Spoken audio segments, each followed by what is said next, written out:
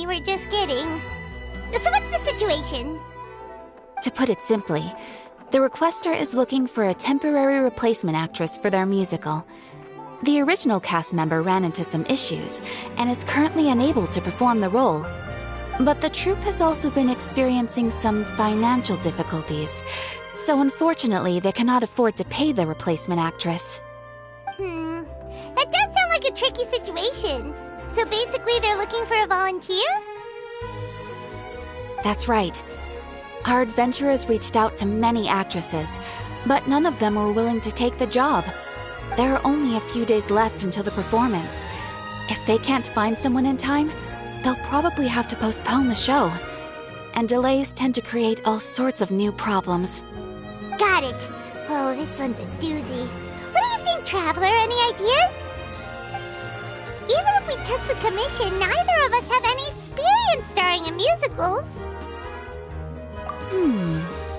If you're interested in helping, why not start by having a chat with the requester? He's right over there. Maybe you can't fill the role yourselves, but you might be able to help him figure out another solution. Maybe there's something he hasn't thought of. Oh, it's that guy, huh? No wonder, he looks like he just ate a sour lemon. Paimon approves, let's go! Hello there, are you the guy looking for a new actress? Wait, I know you two!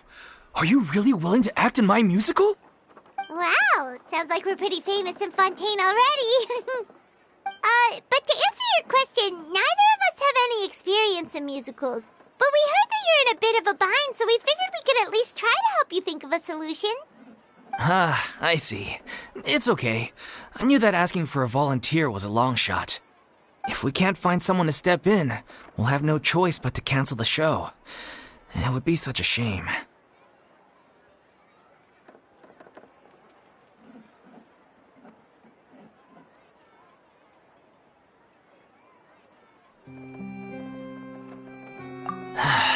That's the thing. We're not some high-profile theater troupe, just a group of amateur enthusiasts.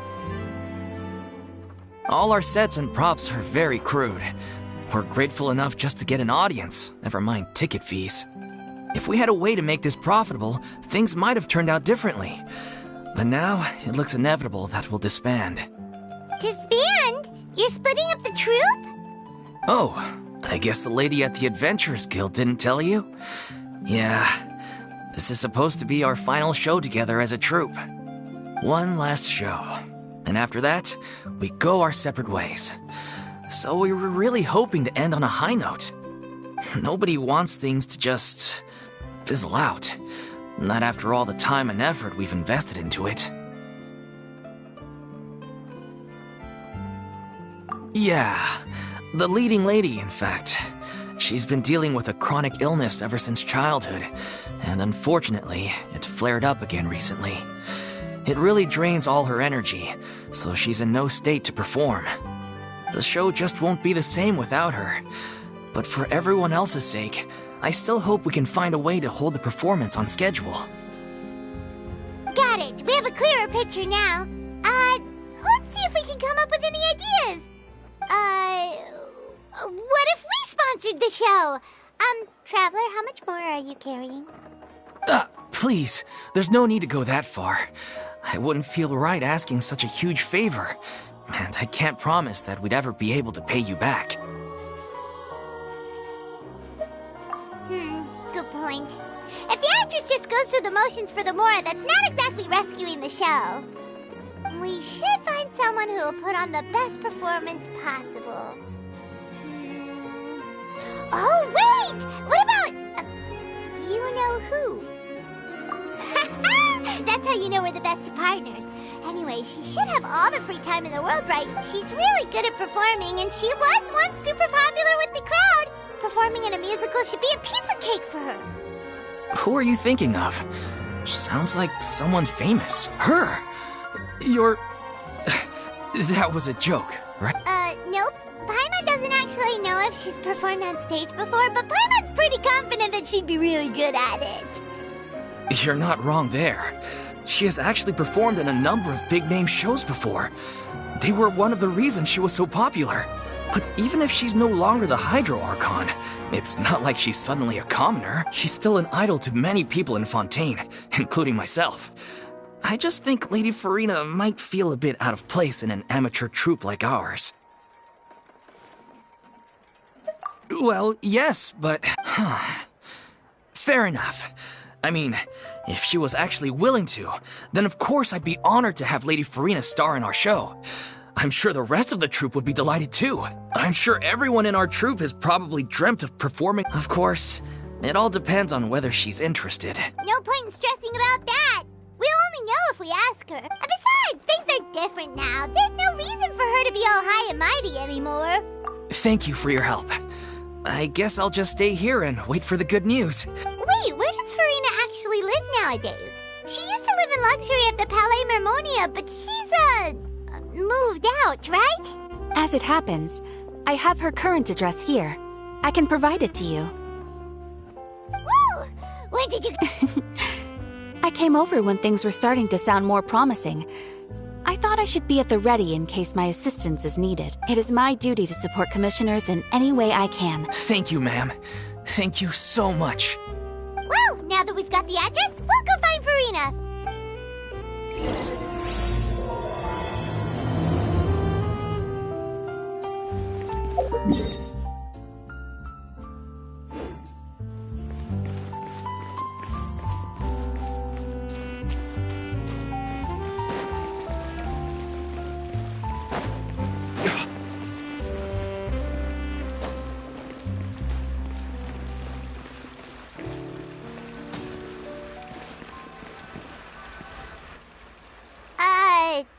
Did Catherine really give us the right address?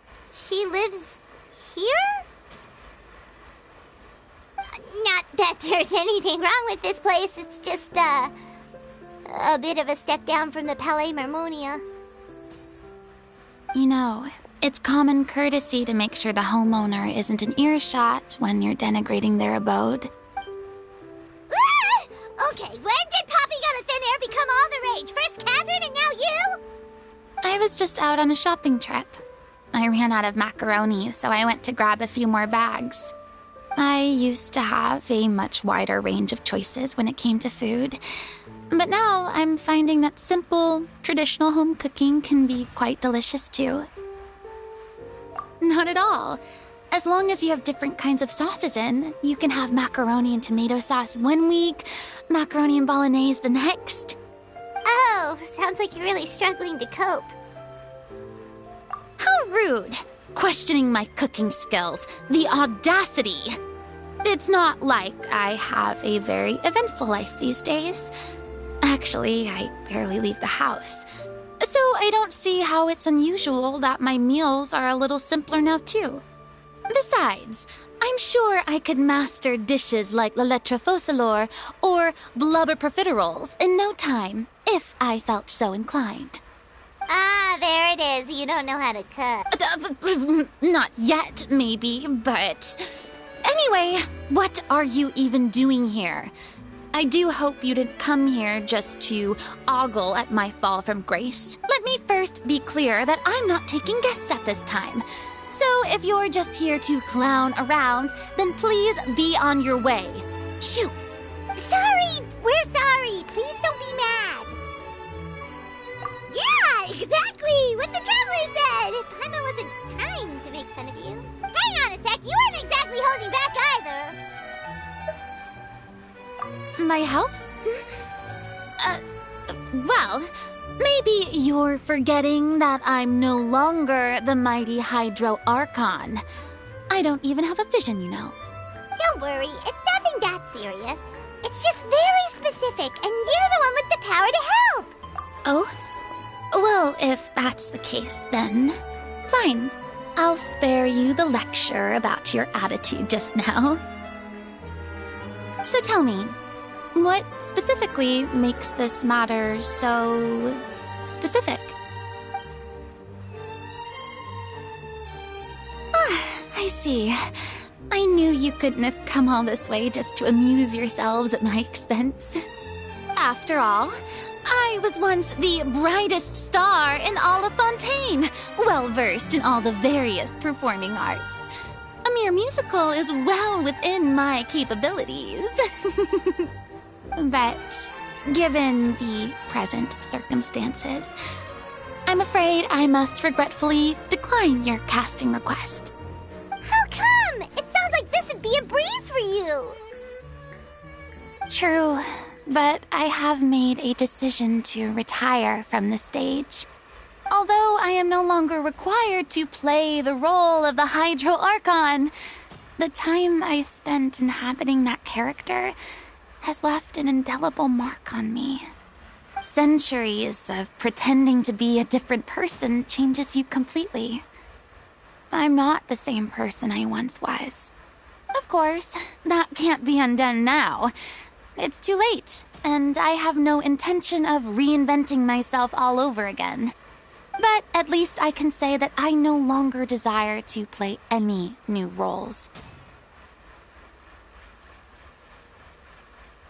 Paimon can understand, but this is just a one-off part to fill in for someone who's sick. Surely that's okay. Whether it's a one-off or not, it's a boundary that I've committed to no longer cross.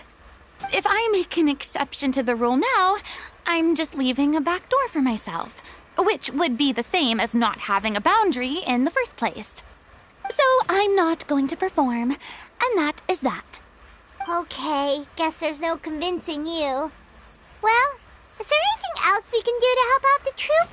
Otherwise, they'll just have to disband without any fanfare. Do you know any other actors who might be interested in the role? Nope. Short and to the point, okay. I've never been great at maintaining relationships. Besides, anyone I've ever worked with probably couldn't wait to get rid of me. Since I'm just an ordinary person now, they'll probably just laugh in my face if I go asking them for help.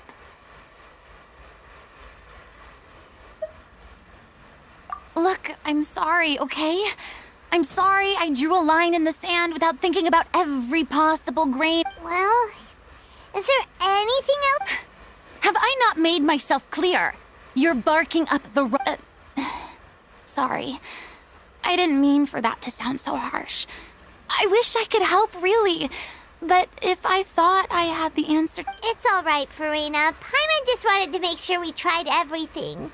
Oh, everyone in the troupe will be... Yeah, I guess that's all we can do now. All right, then. We'll see you around, Furina. Toodaloo to you.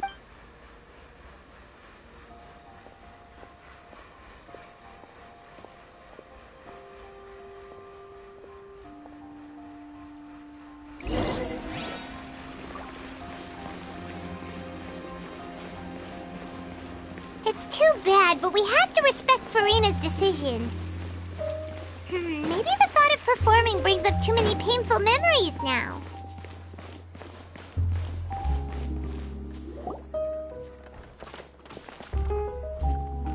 Huh? What's going on? Are they arguing? That's besides the point. I'll ask you again. Why did you start looking for a replacement without my consent? When did I tell you I'm going to take a step back? You didn't need to say it. We've known each other for how long now? We know the signs. But you never tell us about your illness, even when it's clearly flaring up. And that gives you the right to make a decision on my behalf?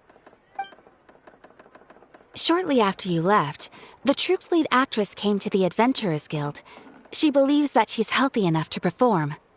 Excuse me, but can you both take a moment to discuss something else for now? The adventurer assigned to your commission has returned. Sorry, I was just dealing with a little misunderstanding. So, how did your conversation with Furina go? Sadly, it's a no from her. We tried to persuade her, but she wasn't having it. She doesn't want to play the role for personal reasons. I see. Well, circumstances have changed a little, so maybe that's not such bad news after all. You see, our leading lady has just informed me that she's well enough to make it to the show after all. Staging the musical with the full original cast was always the dream, of course. Sounds like everything worked itself out then.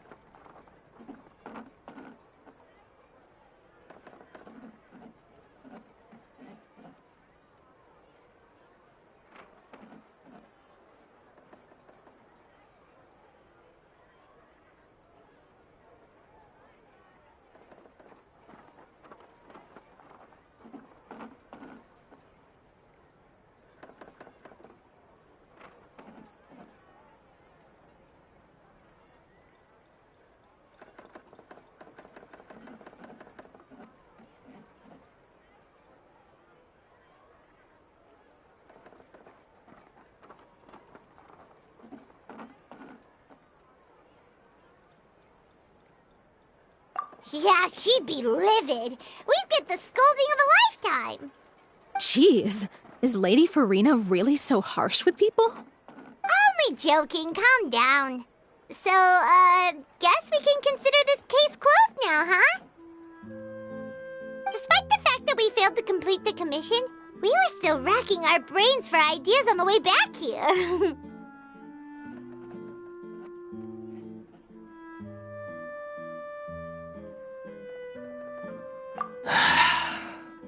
Look, there's no point arguing with you about this anymore. You've made yourself very clear, so I'll stop looking for a replacement. This is the last chance we have, though. If your illness flares up again, there won't be time to find anyone to replace you. So, are you absolutely sure you'll be able to handle it? The whole team is putting everything they have into this final performance. We have to make sure it goes ahead. Yes, I'm completely confident. I've been taking a new medication from the doctor, and it's working brilliantly. I'll definitely be able to tough it out until the performance day. I share everyone's desire to commemorate all our years as a troupe with a proper farewell show. So the last thing I want is to be left out. Every one of us thinks of this troupe as their home, myself included. You're right. I'm sorry. I let myself get too worried about the show. I should have asked for your permission first. All's well that ends well. Sounds like the show will go on.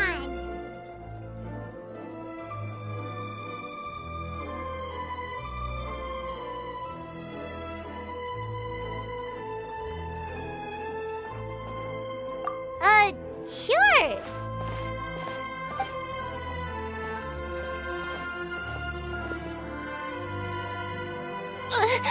Hey, how did you...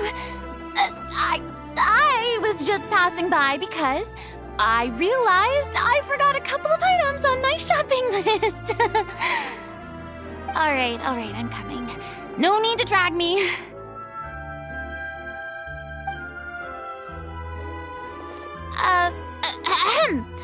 Hello, one and all. I couldn't help but overhear your conversation just now. Furina? Didn't you say you were gonna take a rest at home? What are you doing here? I was just ever so slightly concerned about the situation you mentioned. Yes, a teensy bit concerned, that's all. When you came to talk with me earlier, I jumped right to explaining my position and said some strongly worded things. And all before I even had a full grasp of the situation. Anyway, I just feel a bit bad about how it went down.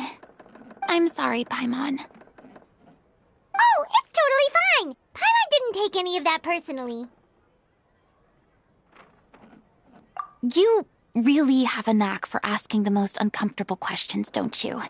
I felt very sheepish, having had a change of heart after flatly refusing you. And then, to make matters worse, you caught me. But in any case, it sounds like the issue has already been resolved. Yeah. When they said they were gonna ask for your help, I almost had a heart attack.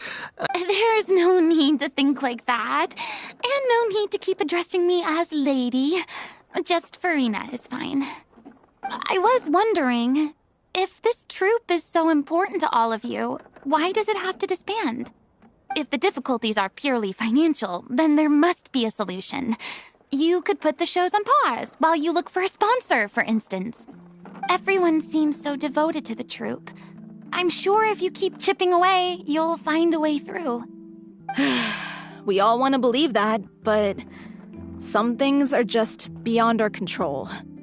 Everything's been going downhill ever since we lost our director. She was the heart and soul of our troupe.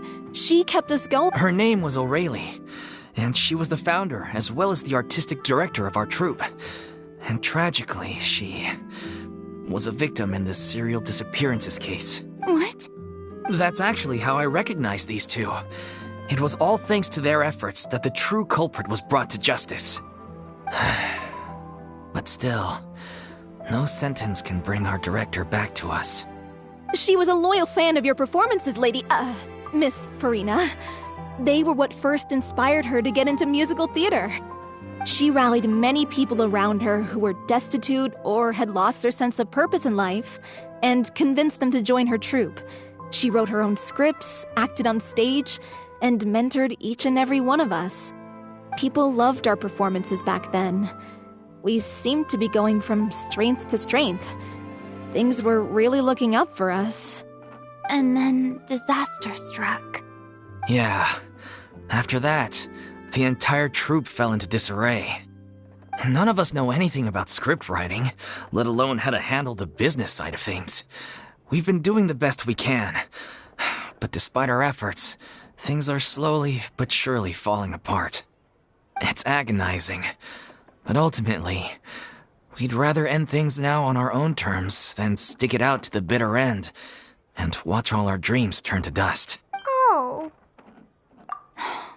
What a terrible waste. A gifted artist from humble beginnings who achieved so much and no doubt had much more to give. And then her life was so cruelly taken. I suppose it's fair to say then that this final show, besides being your farewell to the stage, is also your final gift for her? Yes, exactly. We all miss her terribly. Well, good thing I followed the traveler here. After hearing this tragic tale, I can no longer stand by and do nothing. Furry? I know what you're thinking, but I by no means plan to cross the boundary I've set for myself. Besides, they're no longer looking for a replacement anyway. I can, however, provide some artistic guidance from the vantage point of a highly experienced audience member. But only if you feel this is something that would help, of course. Oh, most definitely. We'll take any guidance that you can give. We unfortunately don't have any budget for a consultant, though. Will that be a problem? I don't need any compensation. All I'd ask in return, if you're willing, is that you tell me some more about the life and work of your late director. Something I've begun to realize since my departure from the Opera Epiclese is that there's a lot you don't see when you observe everything from on high. The law only judges criminal behavior and does not weigh human emotion. The court's verdict can settle the question of criminal liability, but what about all the unresolved emotions of the parties involved? What happens to them?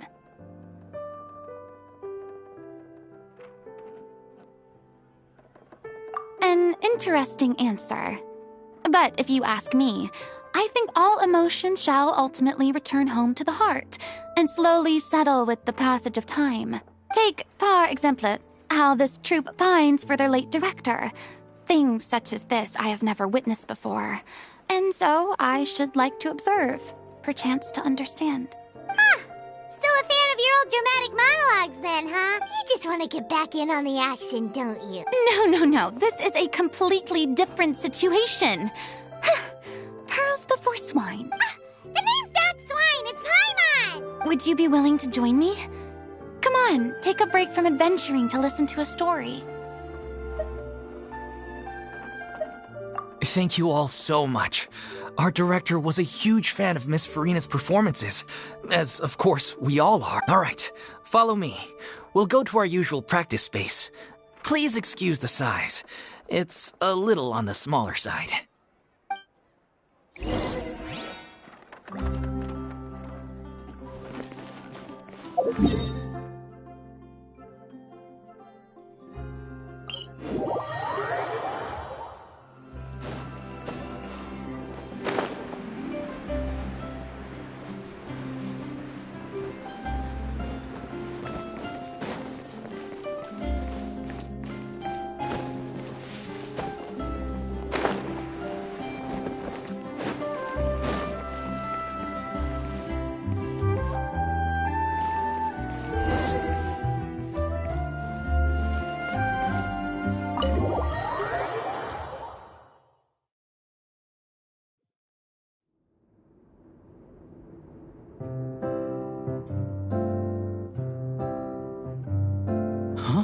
Lady Furina?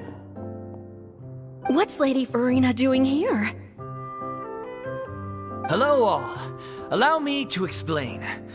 As of today, Miss Furina will be supporting our production of The Little Oceanid in the role of artistic consultant. These two over here are the ones that made it possible. They kindly reached out to Miss Furina on our behalf. I'm sure they need no introduction. You bet! That was the trial of the century!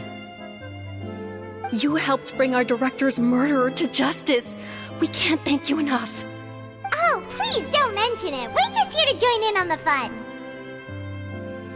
So, you were saying The Little Oceanid? Yeah, that's the name of our final show. It's an unfinished script left behind by our director. One of our greatest regrets is that she never got to complete it. So, if we can bring it to the stage and make it a successful show, we can all take some solace in. Wait, but if it's not finished, then... Yeah, we've been battling issues on every front trying to realize this dream. Anyway, let me give you a quick summary. The protagonist of the story is a young Oceanid who transforms herself into human form, despite the protests of her family. She longed to live just like any other human. And sure enough, she found friendship and even love. Everything seemed perfect. But one day, her true identity was exposed, and her world... So far, so good. That's one of the issues we've been trying to deal with. Unfortunately, this was as far as we need a proper ending so we can bring this musical to the stage. But people have different opinions on which direction to take it in. We still haven't decided between a happy ending or a true-to-life tragedy.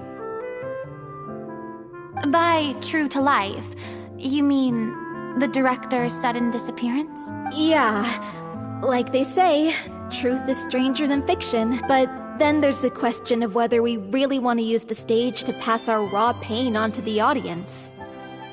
Exactly. A lot of the time, people come to watch a show just hoping for some light entertainment. We have to consider their emotional stake in this, not just our own. And one last thing. We're still waiting on confirmation from two of our main actors. The first is Paulo, who plays the protagonist's lover. He's locked himself away to focus on writing an ending for the script, but the deadline's passed and we still haven't heard from him. The other is Villemont, who plays the main antagonist. He took the director's death pretty hard. Hasn't set foot in the city since. He did write to us, promising that he'll be there for the final performance, but we haven't seen or heard from him since. So we're not really sure what to make of that. Although, now that we have Miss Furina helping us, maybe we should take the opportunity to get everyone back together. What opportunity? What do you mean? Maybe you're unaware, but your name has always been like a rallying cry for us. Our director was constantly singing your praises. All of us look up to you as a role model. Oh, stop. You're making me all flustered. Although, not in a bad way. I suspect the reason they're dragging their feet is that they have their doubts about whether the show will really go ahead, considering all the issues you've been facing. But one by one, all the obstacles are being removed. Now is the time to rally the troops. Makes sense. Okay, priority number 1. Let's check in with Paulo and see where he's at with the ending. He went back to Poisson a few days ago. Said that staying in a friend's home might help him to relax and escape the feeling of isolation. I thought the last thing his friend would want right now would be to take visitors, given that Poisson was flooded not too long. Yeah, maybe he could use some company. Poisson. Nothing. I suppose my presence will be indispensable if we are to restore his faith in the show. So allons-y. To Poisson!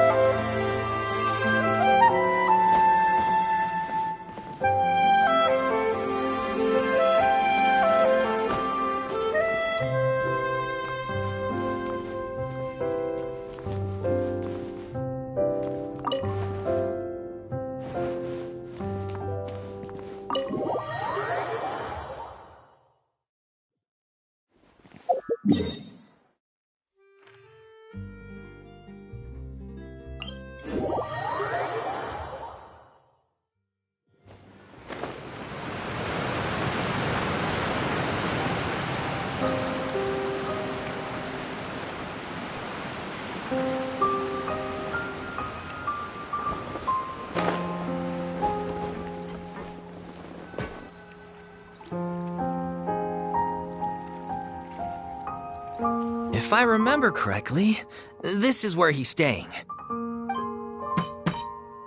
Who is it? It's me. Is the script ready? You came all the way here for that? All right. Forget that for now. Just come on out. We've got some great news. Nice try. Look, just give me some time, okay? I'm just wrapping up this last part of the script. I'll be out once I'm done. Okay then. Looking forward to your So, as expected, he's missed. The ending is one of the most. Even once he's done, it isn't final until we've all had the chance to read through and make sure we agree on it. Someone told me they'd just seen you in Poisson. I assumed it was a case of mistaken identity, but sure enough, here you are. And Furina, too. I was wondering if we might run into her. So, you're here for Paolo? Looks like he could be a while, so feel free to take a stroll around town in the meantime. I've made all the arrangements already. Oh, it's okay. We can just wait here. Thank you for being so considerate, Miss Navia. That sounds wonderful. Get over here, you! How oblivious are you? How are things in Poisson now? Any better? Things are on the mend, but it's a slow process. Some people may never recover from the trauma they experienced. I'm sorry to hear that. I wish there was something I could do. Please, must our conversations take such a depressing turn every time we meet? We all have painful memories, but we don't have to let them cloud everything we do.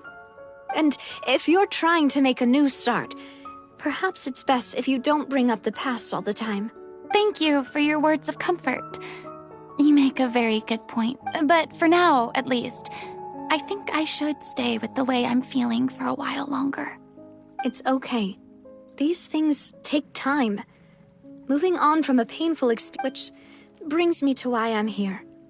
I thought you should probably know that not everyone here is ready to forgive and forget. After the Hydro Archon's inaction in the face of catastrophe to avoid upsetting the peace, I told the townspeople that everyone here is a member of the theater troupe, and that you are just an actress playing the role of Furina. It's not a perfect solution, but hopefully it means you won't have to lie low while you're here. That's so thoughtful of you, Nav. Well, what do you expect? I am the career. Anyway, that was all. Look after her now. Off we go then.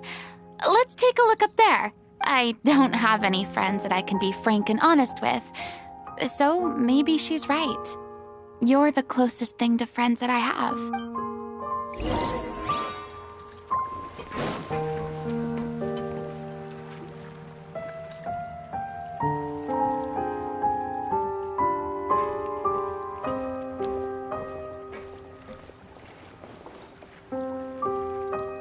I'm so grateful that Miss Nafia was so understanding. To be perfectly honest, I didn't know if I was ready to meet her. It's always easiest to just run away from your problems. But that never fixes anything.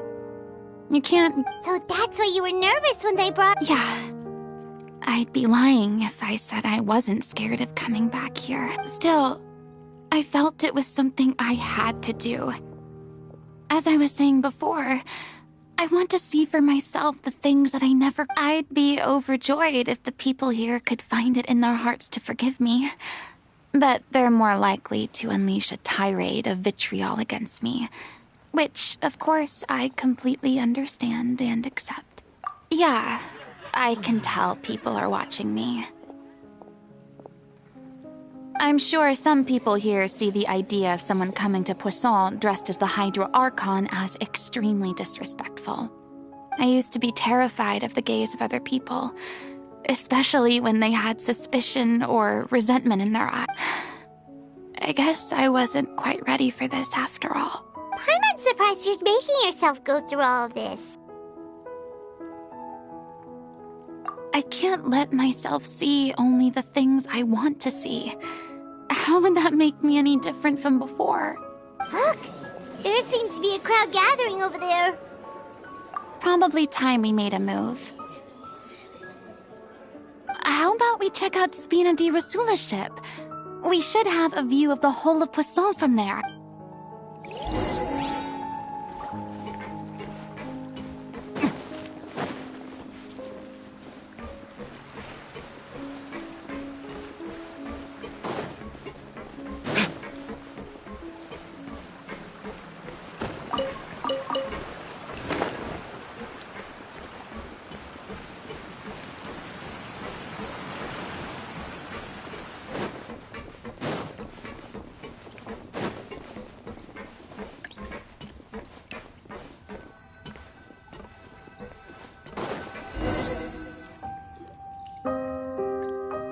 I'm sorry.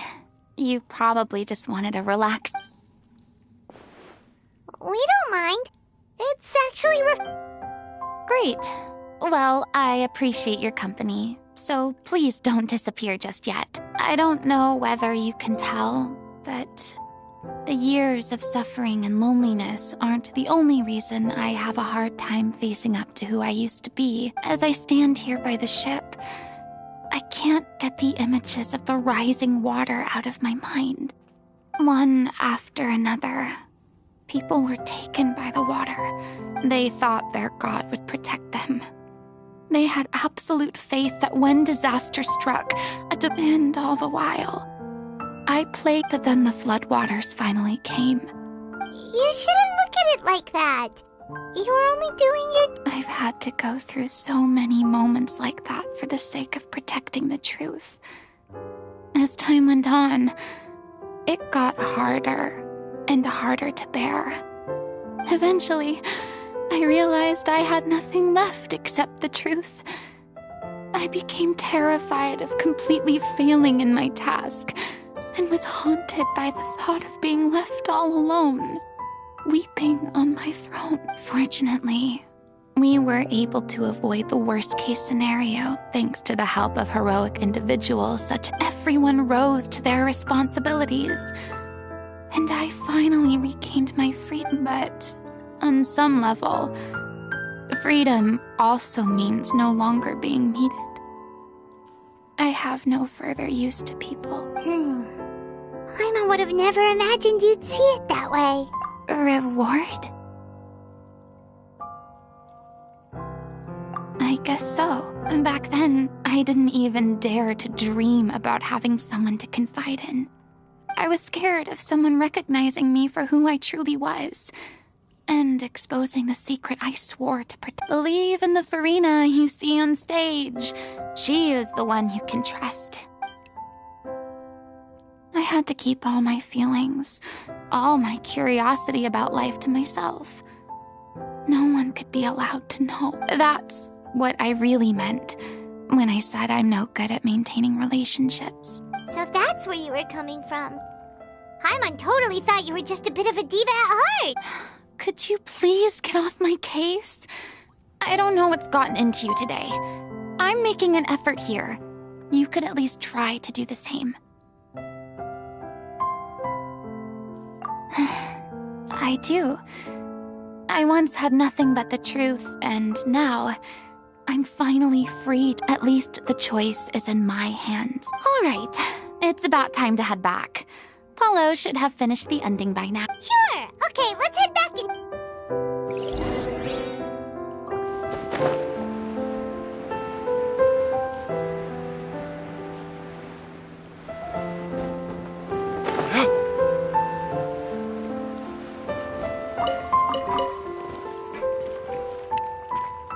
Didn't you say you needed to watch what you eat? You're supposed... Come on. Anyway, my character... Are you kidding me right now? I've spent my whole life battling the effects of ill health, and it kills me to watch you willingly... Oh no, looks like they're arguing again.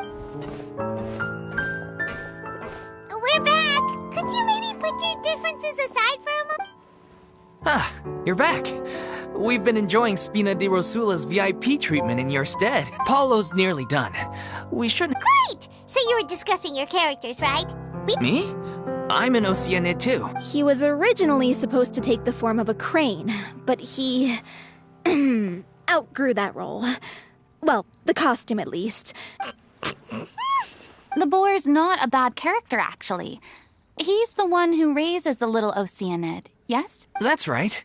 He has some pretty memorable lines too, like when he imparts some solemn words of wisdom to the little Oceanid. If you become human, you can reveal your secret to no one. You will face suffering and loneliness. Is this truly what you want? Wait, that sounds kind of familiar. It's the most important line in the whole script. I think it's a symbolic statement about our director's life and legacy. She kept quiet about all the trials and tribulations she faced in running our troupe, allowing us to devote ourselves fully to performing. It was only after she was gone that we realized how tough her job really was. You mentioned earlier that the troupe is like your home. Yeah. I was born with an incurable illness, and once my family found out it couldn't be treated, I spent some years taking whatever work I could find and trying to manage my illness with various medicines. But it was like that until the director found me one day. She told me I had a great voice and asked if I was interested in studying singing from her. She took me under her wing, taught me to both sing and act, helped me find Mora for my meds, took care of me when my condition decided to flare up. She sounds like a really incredible person. She really was. She gave everything she had to her troupe and the people in it. I was a lost child too when she found me. As the child of a murderer, my parents weren't around when I was little. The other kids were always picking fights with me. They'd say things like, "Come on, you must be pretty tough if you're the son of a murderer." It was just to taunt me, though. I wasn't eating. One day, I got beaten up so bad that I just couldn't take it anymore. So I ran away. I lost all faith in humanity by that point. Let me guess. Yeah. For the first time in my life, I was somewhere I felt safe. And The day you hoped would never come. How times change. Oh, you're finally done? Get your butt over here. There's someone I need to introduce you to. This is our new artistic consultant, Miss Furina. Furina? The Furina? Oh my god, how did you manage to wrangle that? Please, the honor is all mine. I was profoundly moved to hear about your troupe and your wonderful director. I just wanted to do something to help. Same here. Even so, this is just... Oh, wow. Yes, the script, of course. Let me give you a rundown of how the story unfolds in my version of the script. I'm sure you're already familiar with the beginning of the story. A little she finds love and friendship in the bustling city. But then, disaster. The people start to notice that all the fresh water in the surrounding area is slowly disappearing. The soil is becoming arid. Plants and flowers are withering. And the people begin to panic. The little Oceanid, Cleo, and her lover decide to do something about it and investigate the truth of the matter together. In the end, they discover that all the waste and pollution created by humans over the years has caused the fresh water to flee the land, as if driven by a consciousness of its own.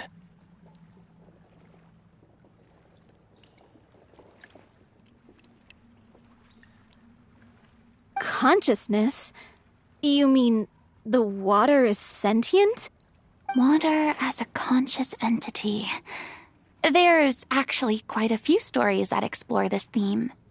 Since the little Oceanid is a water spirit, she immediately understands how the water is feeling. She then tells her lover about her true identity, as well as the truth behind the crisis. Her lover accepts her for who she is, and works with her to find a way to bring the water back. However, unbeknownst to them, there were some people eavesdropping when she revealed her secret. The little Oceanid is accused of being directly responsible for driving the water away, and faces the greatest dilemma of her life. And then? In the end, she makes the brave decision to sacrifice herself to save her lover, and the rest of humanity. Huh? Cleo like a villain? Why would she want to save them after that? Well, she mainly wanted to save her lover, plus everyone who'd stood up for her. Through her love for her human partner, she was able to find an even greater love, one that extended to all of humanity.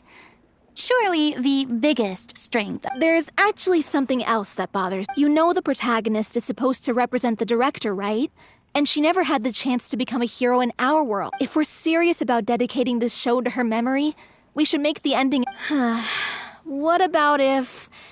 the little Oceanid is hounded to death by people who hate her, her lover makes sure her secret never gets out, and humanity continues down the path to extinction. That sounds like too cruel of an ending to me. And perhaps a little irresponsible to present to the audience. That ending would be a perfect mirror to Director O'Reilly's death, both arbitrary and meaningless. On the day when she went missing, Director O'Reilly had instructed us all, somewhat out of the blue, to leave the court of Fontaine and wait for her outside the city. We waited and waited at the rendezvous point, but she never came. By the time we returned to the city, she disappeared without a trace. We looked for her. The Gardamex looked for her, but she was nowhere to be found. Increasingly, all the signs seemed to point to her being the latest victim in the serial disappearances case. The director was the kindest soul in the world, yet she was senselessly sacrificed for the sake of a so-called experiment by someone who had nothing to do with her at all. But doesn't the way she suddenly told you to leave the city suggest that maybe she had some sense of what was about to happen? It almost seems as if she was moving you to safety. I've been trying to follow up on that ever since, but all my efforts so far have turned up nothing. Villemont might know something, but he won't open up to me. Villemont? The one who's playing the role of the villain? Yeah. He's been overwhelmed by grief. I think the director's death hit him hardest of all. Grief? Guilt, more like.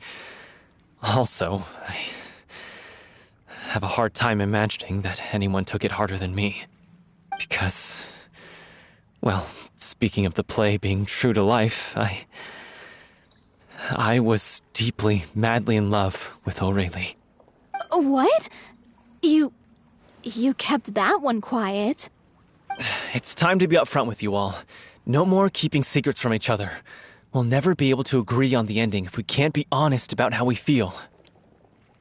I did tell her how I felt once, but she turned me down pretty much straight away. She said that we were all like brothers and sisters to her, and she'd never considered us as potential romantic partners.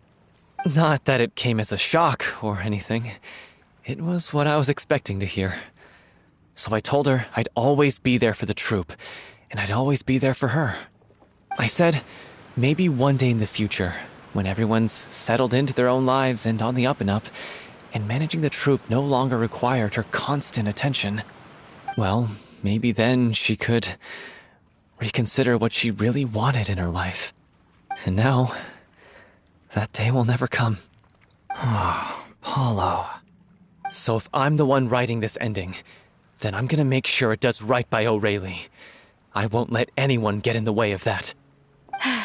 In that case, you have to straighten things out with Villemont once and for all, face to face.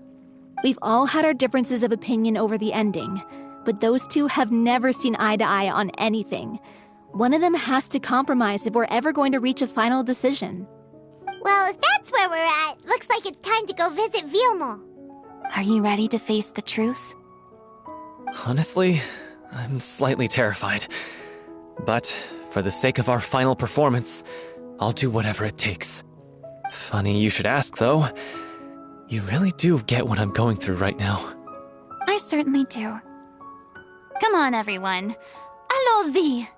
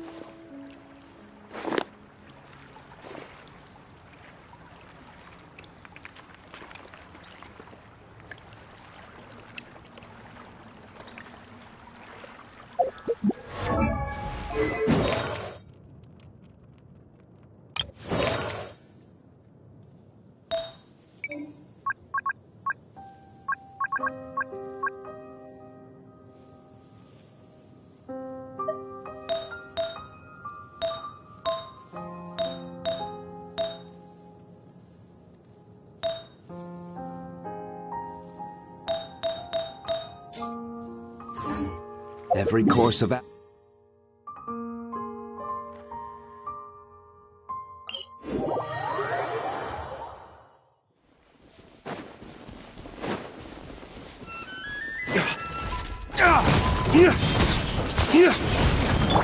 This may hurt. Torn to oblivion!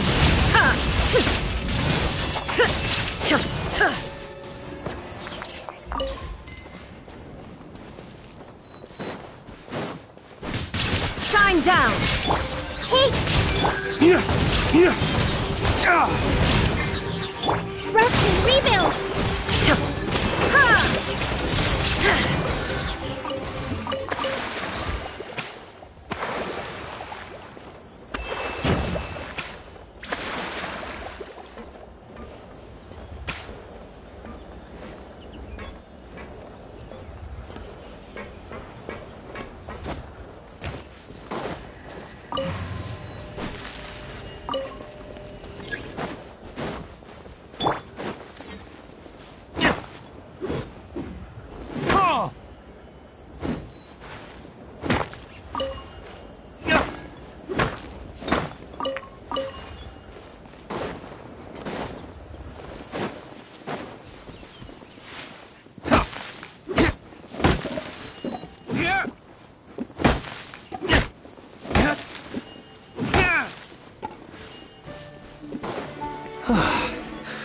This is tough going.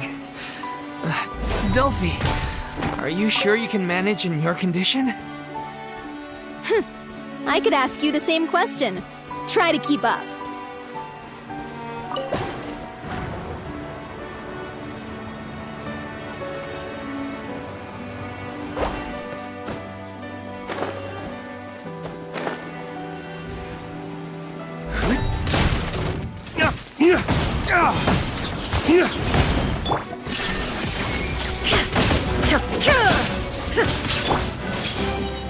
Allow me!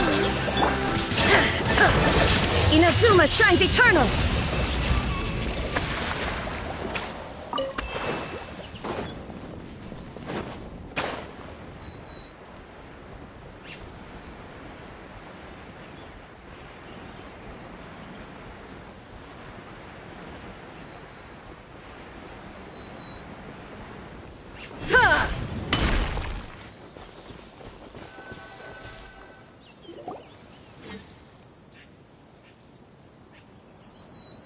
As if this journey wasn't tough enough already without a roadblock.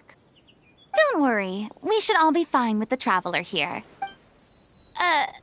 Wait, why are you all looking at me? You're not seriously expecting me to fight, are you? We're just curious, that's all.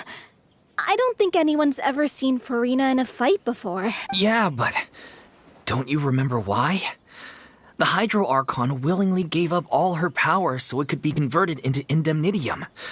Miss Furina said so herself. Precisely! And I'm not even the Hydro Archon anymore, so all my power is gone anyway. As much as it pains me, unfortunately, I should just stay put. I'm more like a damsel in distress more than anything. That sounded so smug. Ugh, secondhand embarrassment is unbearable. C'est la vie indeed. Alas, I am forced to watch on helplessly as a more brave and seasoned adventurer than I swoops in to save the day. Aw, too bad. I was so pumped to feast my eyes on fight mode Furina.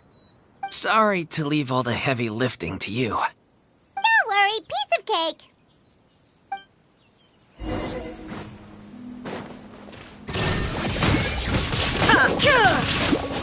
Everyone hold hands. dawn, break forth! Rest and rebuild. Illusion shattered!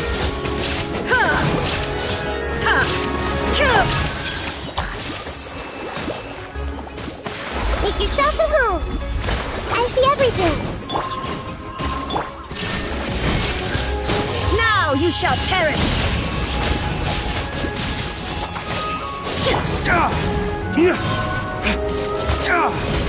Flames, purge! Shine down! Bravo! Good show! You certainly live up to your reputation. Yeah, thank you. Anyway, the path is cleared now, so onwards and upwards.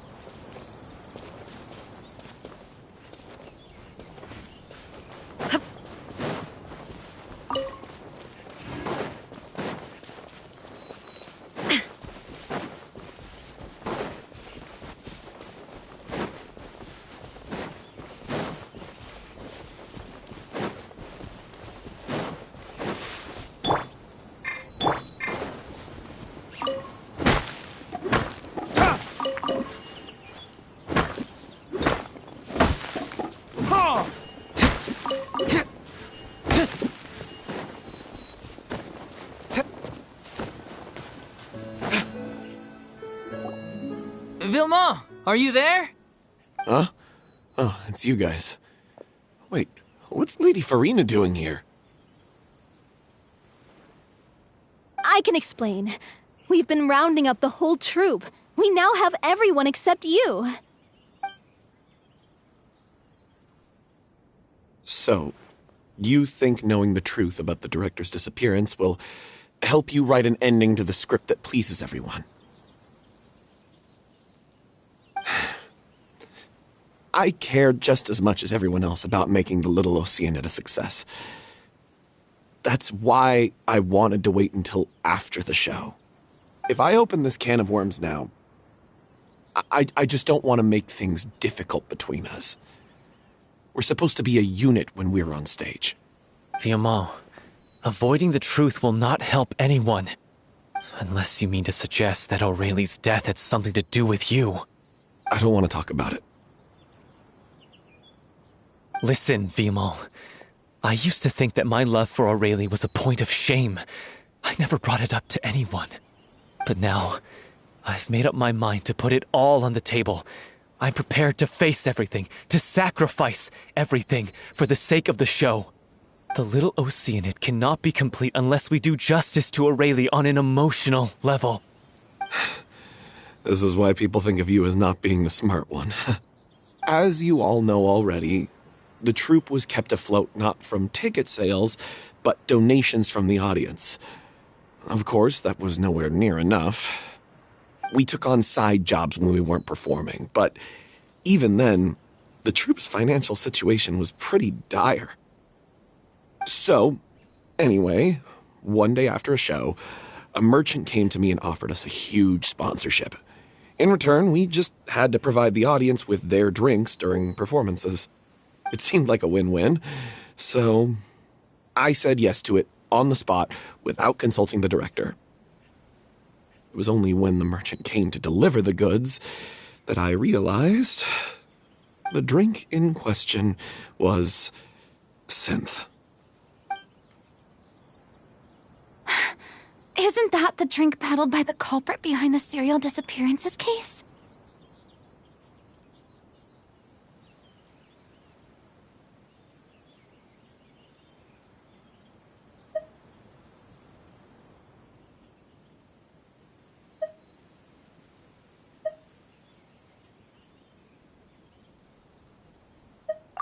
I freaked out when I saw the boxes. And I told her she didn't reprimand me for making the decision without consulting her.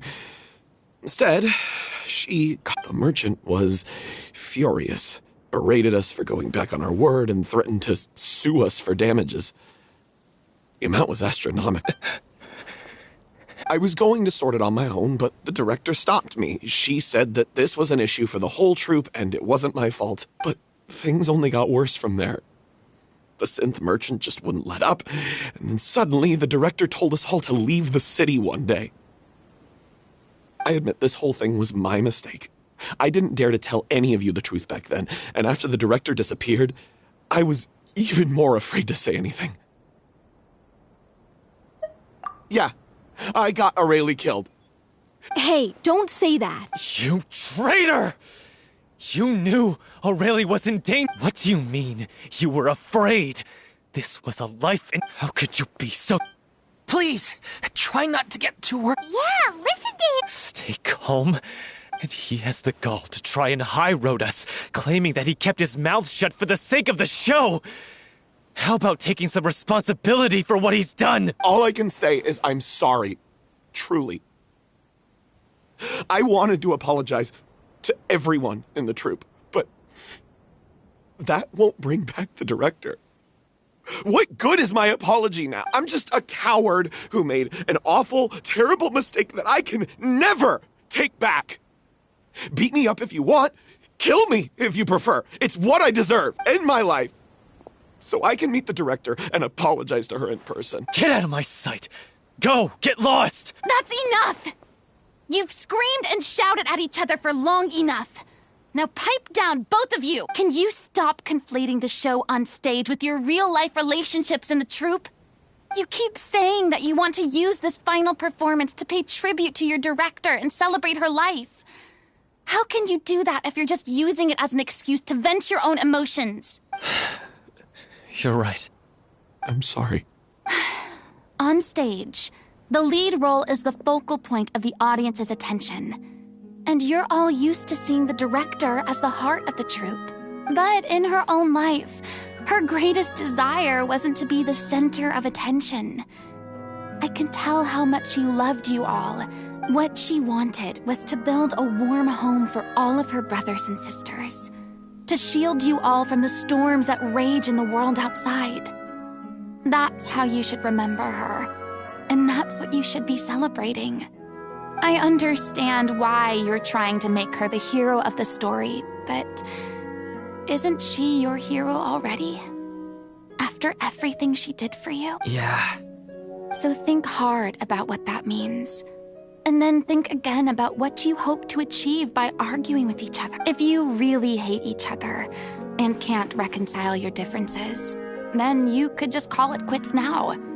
Why bother with the final performance if the group is already fractured? But you can't bring yourself to do that, can you?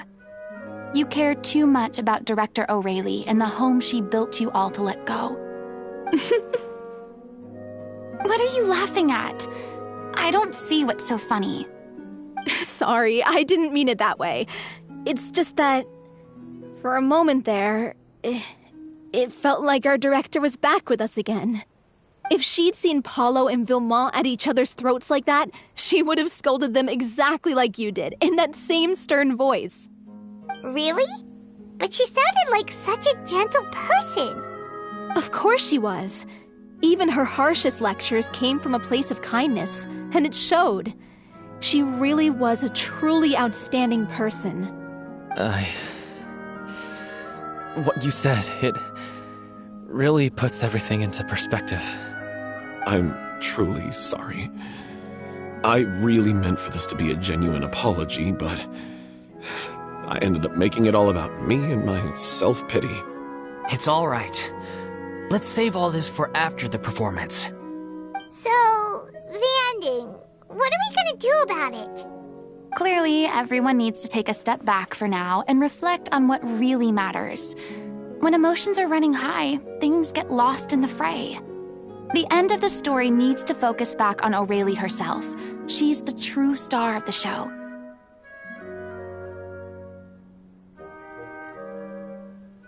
What do you mean?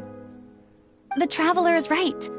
You once investigated that underwater synth base and recovered items belong. If you could find anything that O'Reilly left behind, perhaps we can get a better sense of what she went through in her final days. You really think that's possible? I trust that nobody would object to the ending of the story being based on O'Reilly's true feelings. No. Well, we'll leave this in your capable hands. Come, let's pay a visit to the Palais Mermonia. The rest of you, head back to the rehearsal location for now, and wait for our good news.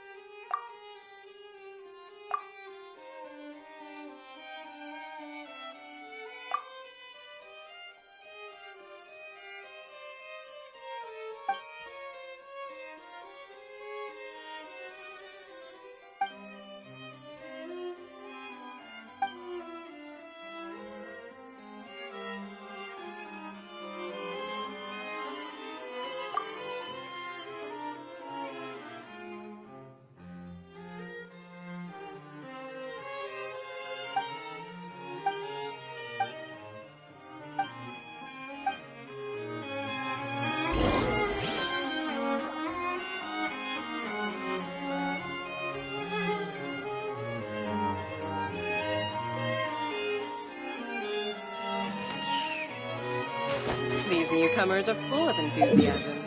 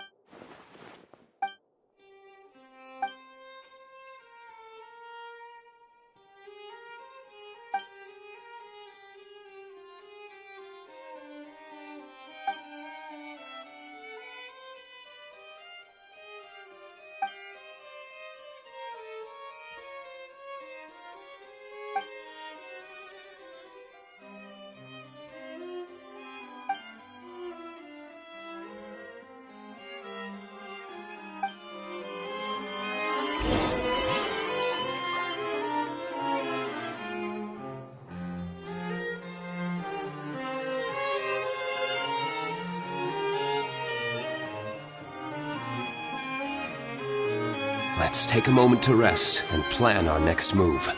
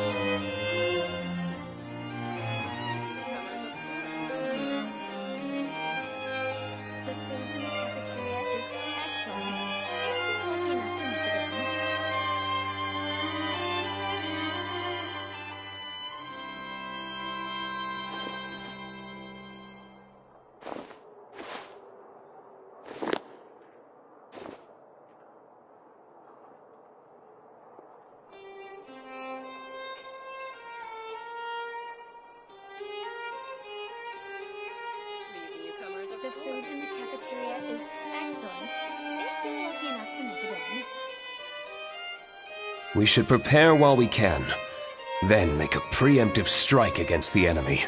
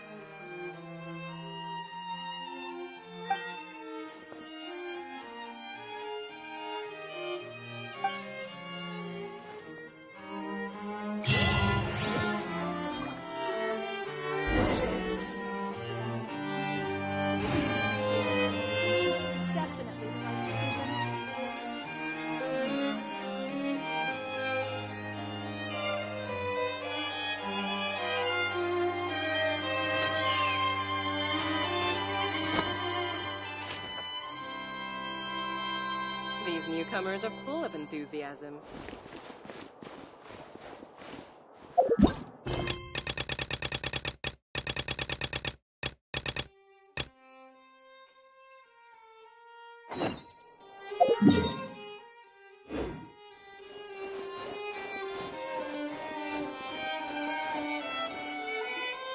You want to review some recovered items connected to victims of the serial disappearances case?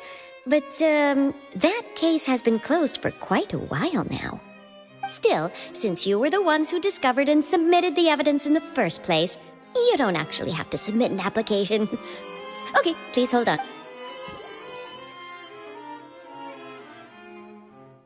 So, this is all O'Reilly left behind. Just whatever she was carrying on her person and this tattered old notebook. Hey! It's full of script lines! And sketches too! Looks like they show where the different props should be placed on stage. Let me take a look. Maybe there's something in here from after she was kidnapped. Aha! I found something. To whoever discovers this diary. Let's see. Looks like she kept a detailed record of her captor's actions. She even mentions the truth behind the experiments on dissolving young women. If we'd had the chance to examine this notebook carefully back then, it would have been a conclusive piece of evidence proving Vachey's guilt. Vachey took so many lives. It's still so unthinkable how many victims he had. I guess O'Reilly must have written all of this down in the hope that her records would one day be of use to investigators. Wait, it cuts off.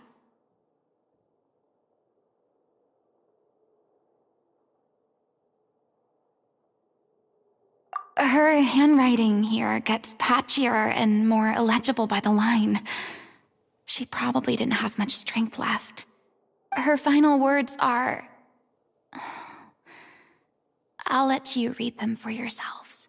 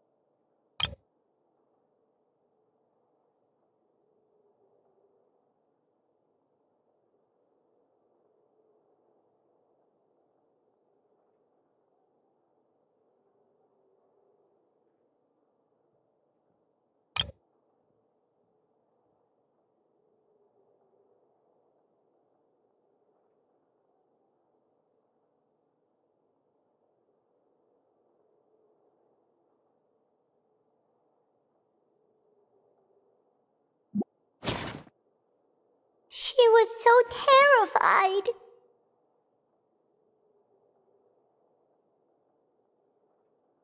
She may have been a mighty hero in the eyes of her troop, but at the end of the day, she was only human. I can't bear to think how painful and lonely her final days must have been. Wait. This part on the last page sounds strangely familiar.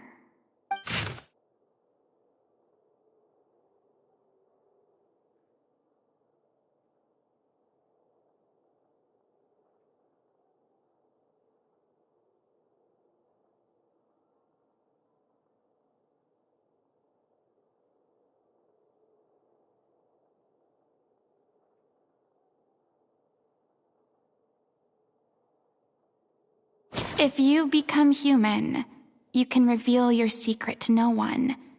You will face suffering and loneliness. Is this still what you want? Isn't that the most important line in the little... Because I am an older sister to them. Oh. So she didn't regret her decision. Even as she sat in silence, waiting for death to come. I'm sure this is what the troupe would have hoped to hear as well. She had their utmost trust, admiration, and love, and she truly deserved it. Let's go. It's time for them to learn Director O'Reilly's final thoughts.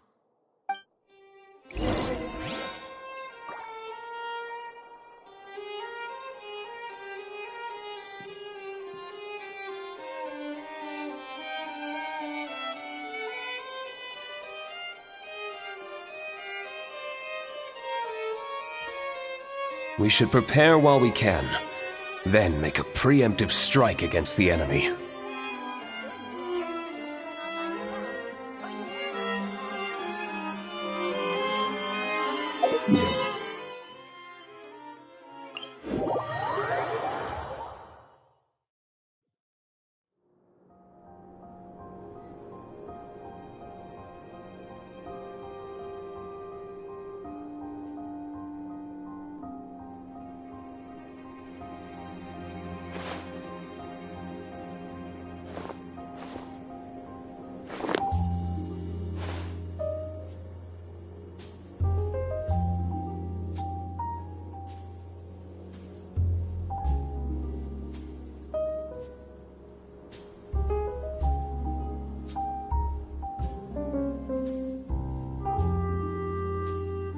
Let's take a moment to rest and plan our next move.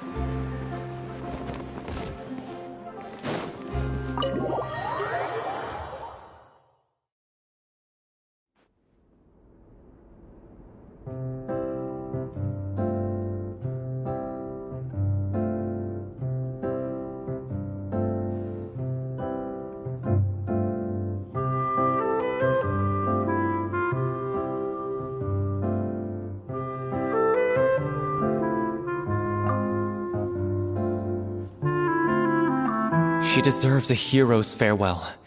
If that's the only way to convey to the audience the courage and selflessness that she showed in the face of death, then it's a meaningful way to end the story. Even in the last moments of her life, she was still leaving a trail for others to follow. She did her best to protect as many people as possible, even if it meant sacrificing herself. We know what choice our little Oceanid would have made now. I don't think any more discussion is necessary. Well, Vilmont, if we put the past aside for now, do you think you can bring yourself to go ahead with the show? I will channel all my regret and put it into my performance, to make this a show worthy of our director. I won't ask for your forgiveness, and you don't need to worry about my feelings. This final farewell show should be about Director Aurelie and her alone. Then it seems like we've reached a consensus. I have a feeling that this will turn out to be the most mesmerizing performance of your lives. Really? How can you be so sure when you've never even seen them perform before? Don't underestimate my experience. After watching a countless number of musicals, I've learned one important thing. If you want to move the audience with your music, you must fully commit and immerse yourself in your role, pouring all your emotion into your performance. And aren't human emotions, love, hate, regret, and hope, just the most mesmerizing things in this world? I don't believe anybody could be more committed to bringing this story to life on the stage than they are now. Thank you for the vote of confidence, Miss Furina. And thank you for supporting us through all this. Then, let's not delay things any longer. We need to discuss the details of the ending and get it nailed down once and for all. Actually, before that, I'd like to make a proposal. During the curtain call, please allow me to use the director's name instead of my own. Huh? But then... After all, this role was originally meant to be played by the director. I'm just filling in for her. Besides, a role commemorating her life should be associated with her name. Well, if you're sure you're okay with that, I have no objection to it.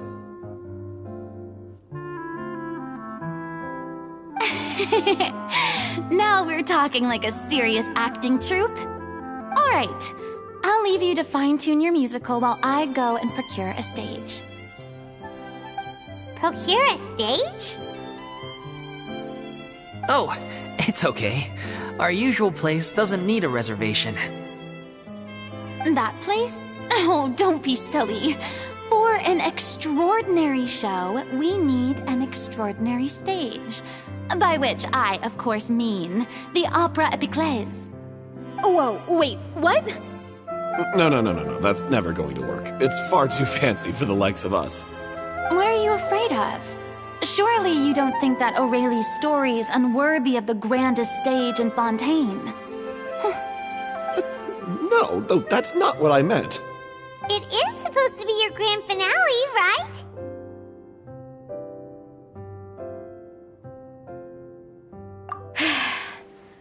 I have no problem with it then. How about the rest of you?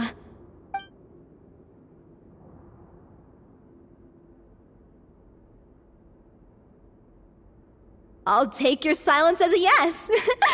Thank you for giving us this opportunity. It really is a dream come true. Well, then don't disappoint me. If you mess this up, it'll reflect poorly on me too. Come on, we'll need to get the go-ahead from Nervilette. I know just where to find him.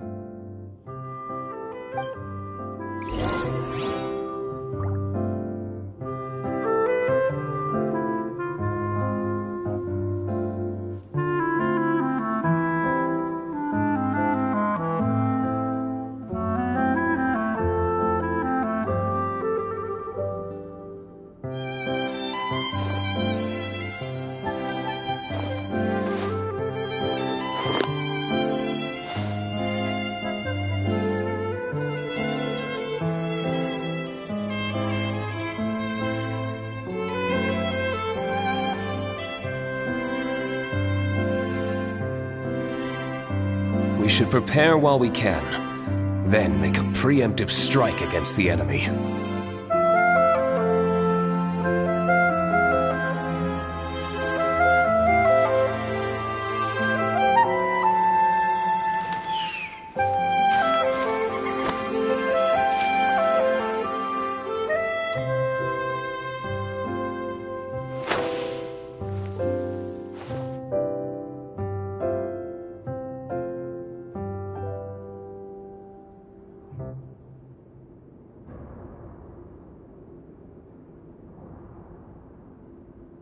We should prepare while we can, then make a preemptive strike against the enemy.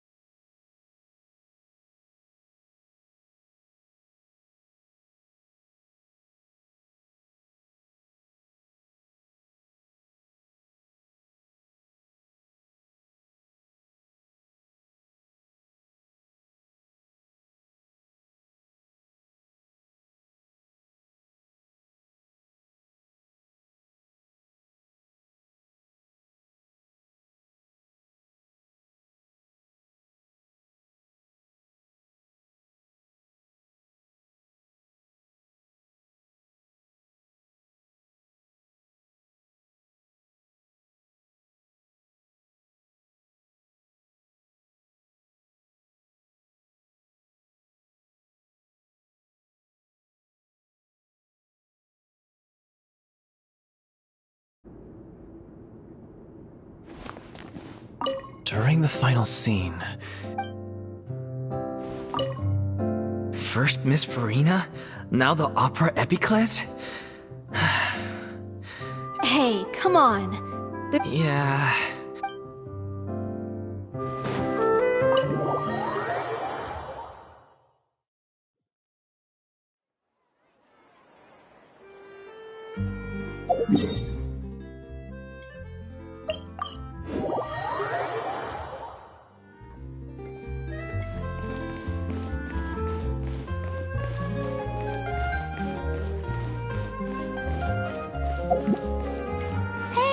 Look at that! Looks like I guessed right. You were just guessing?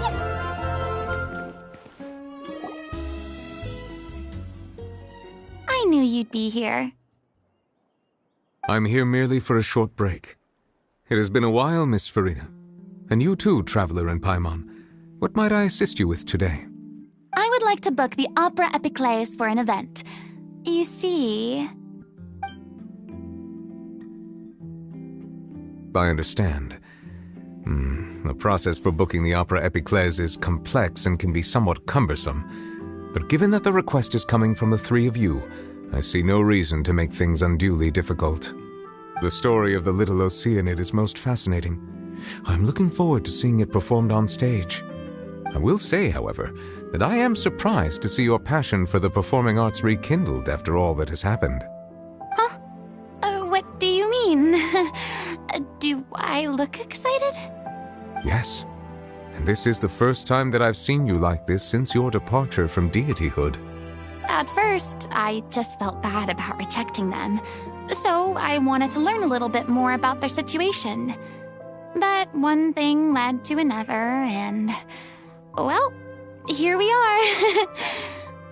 In the past, we sat in our high chairs in the court, giving our opinions on isolated cases, all while knowing very little about the human stories behind each and every one.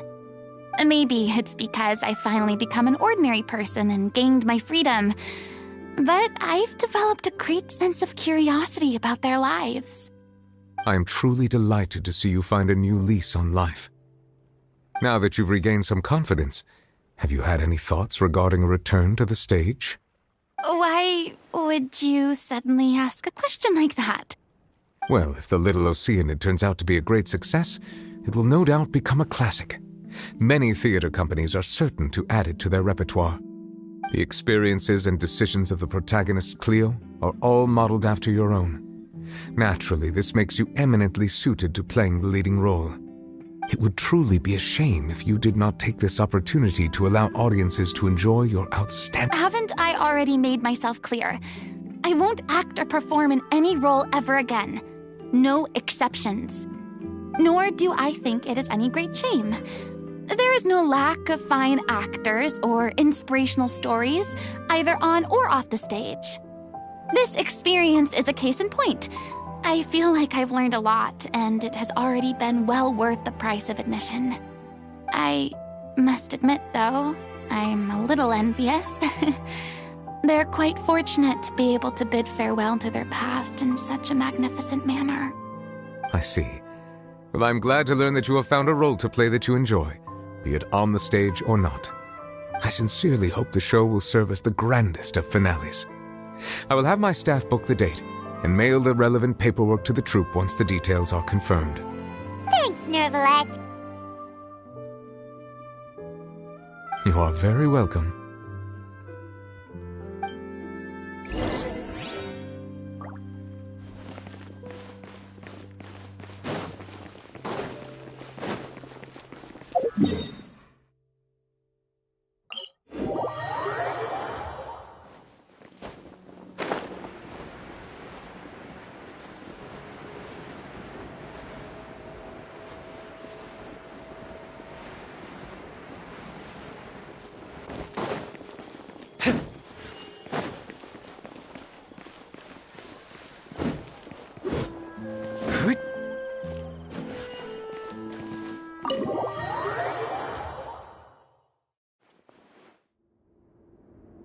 Everyone, it's done.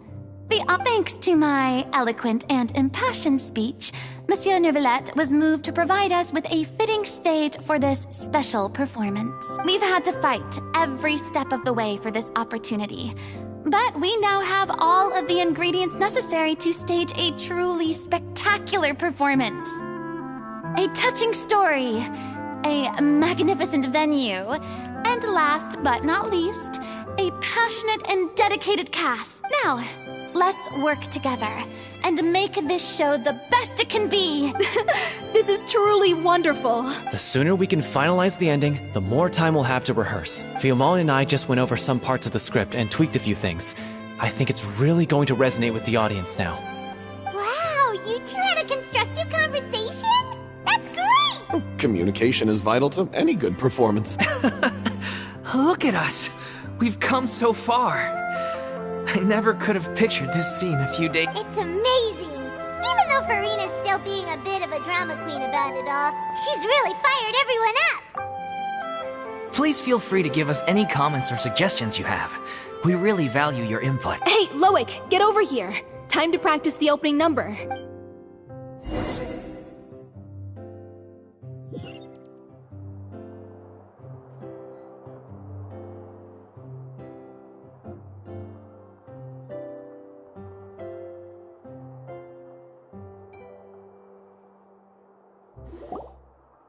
Cursed Cleo. She stole the waters of life from us. She's a fraud, and she must pay for her crimes. This has nothing to do with her. The ignorance and hatred of our people is to blame.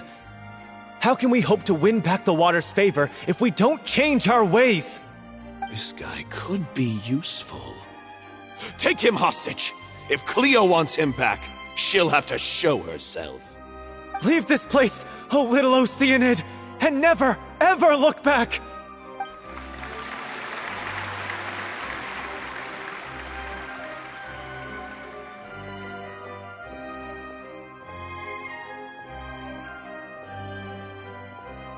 everyone's really throwing themselves into their roles. I haven't seen such a fine performance in a... What should we do? It's almost time for her... Why? Hey, what's going on? You're due on stage any... Oh no, not again. But why? What about your new meds? Did they stop working? They've been getting less and less effective over time. I've had to keep increasing my dose. What? I thought they cure it. I figured whatever it took to get me through this final performance. How could you do this to yourself? And after that... I'm sorry. You... Miss Furina? Say no more. If you're sick, you need to rest. Loic, your character has no more scenes, correct? Oh, yeah. I think my scenes are all done. Although, I do have one more line, but... Please take Delphi back to her place to rest. I'll sing the finale. From the sublime to the ridiculous. After all that, everything's come full circle. Thank you, Miss Furina. I'm so sorry to put you in this position after everything you said. Never mind. What's done is done. It's really my own fault for getting in too deep. No one likes regrets. Myself included. Leave it to me. I've watched you rehearse so many times that I've learned Cleo's part by heart. I do not doubt your acting skills, but please allow me to ask just one more question. After all, this show is... What, in your opinion, is the reason Cleo shines so brightly? It's her pure heart, despite all the pain and loneliness she had to endure. Well said. I leave Director O'Reilly in your hands.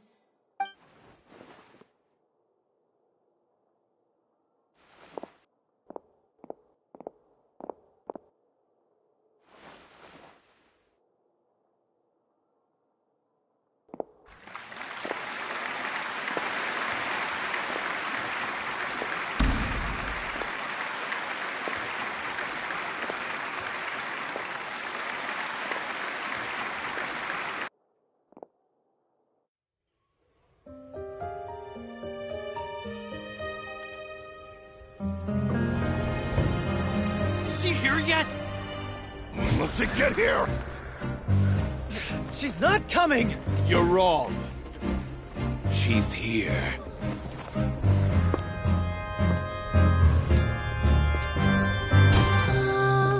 Si je pouvais vivre dans l'eau, le monde serait-il plus beau?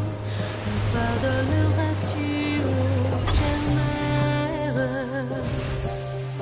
L'eau dans son courant fait danser nos vies, et la cité elle nourrit, ainsi que toi, mon doux amour. But what about your wish? My... wish...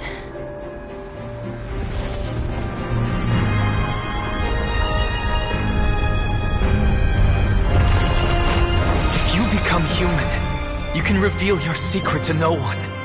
You will face suffering and loneliness. Is this truly what you want?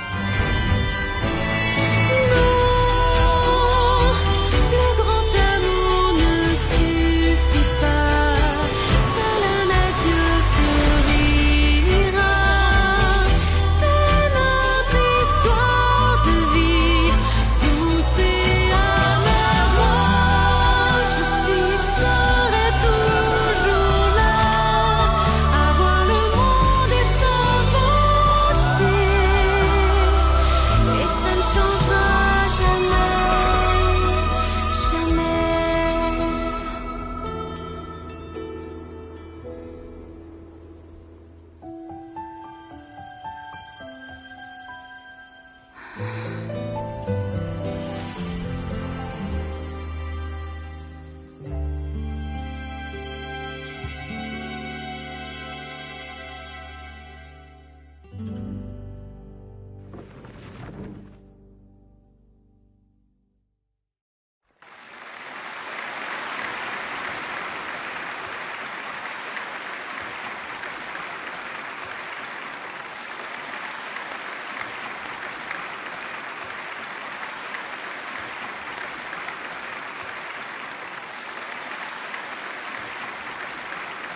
Is it just me?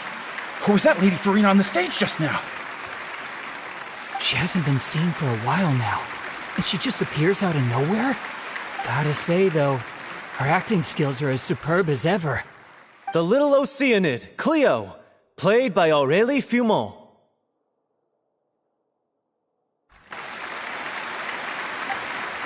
Wait, that's not her name. What's going on? I don't know. Maybe it's just a doppelganger. I've spent a lot of time out of the spotlight, and they didn't use my name during the curtain call either.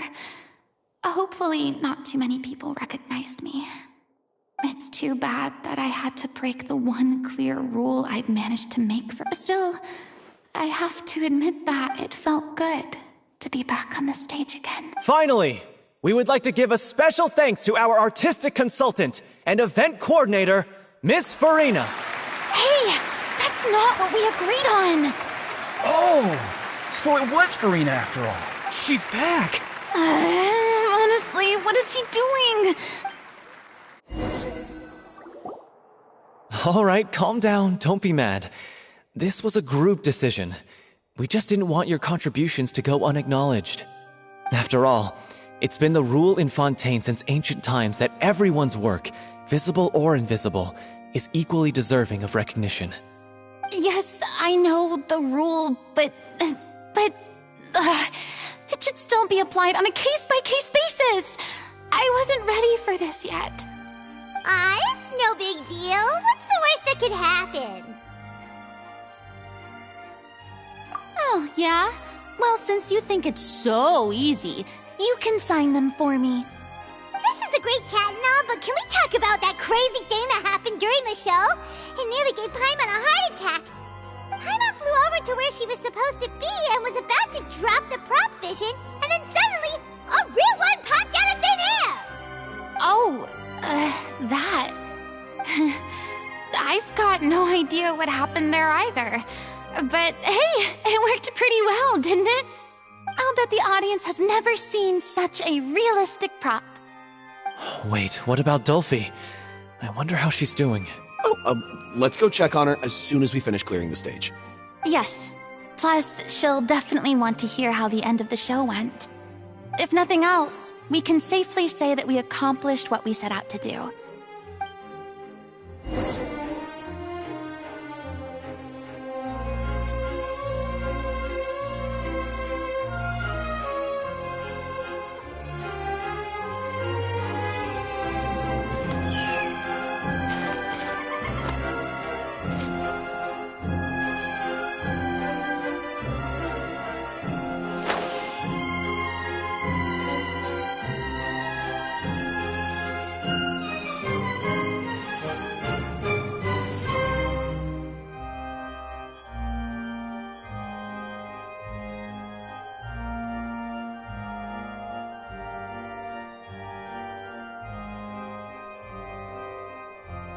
Every course of action has its risks.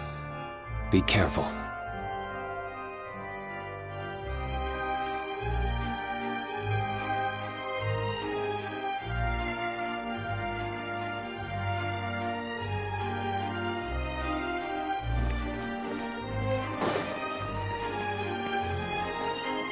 I thought Cleo's actress sang very well.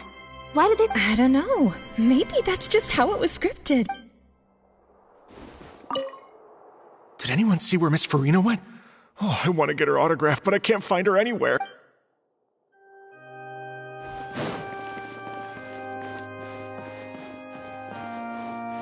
I wasn't expecting such an incredible performance from an amateur troupe.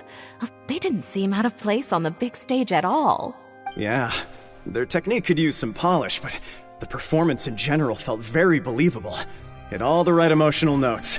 I think it'll stay with me for a while.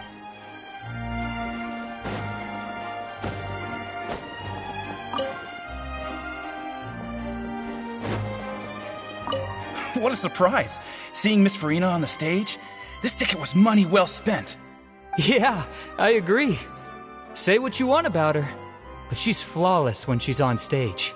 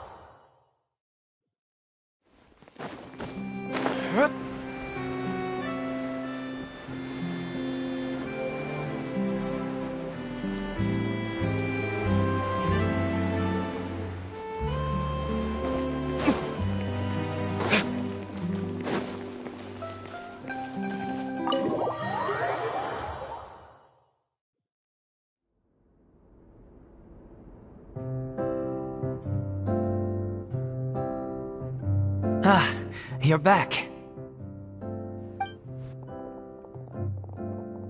She's doing okay. Her condition stabilized after taking some of her original medication.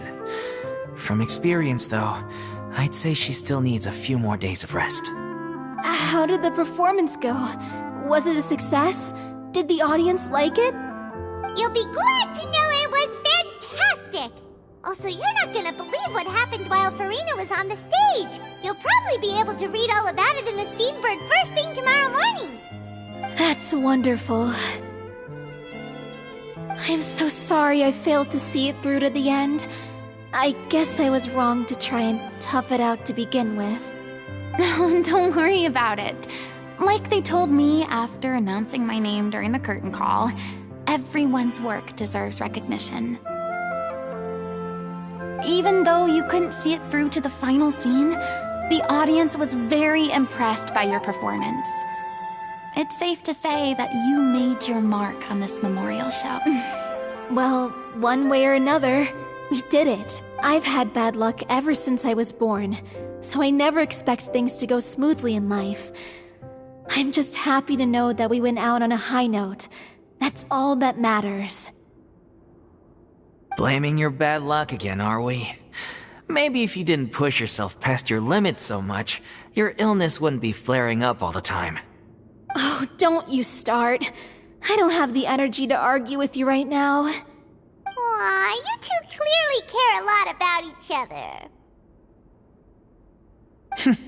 I don't know what you're talking about. You mean we never stop arguing with each other?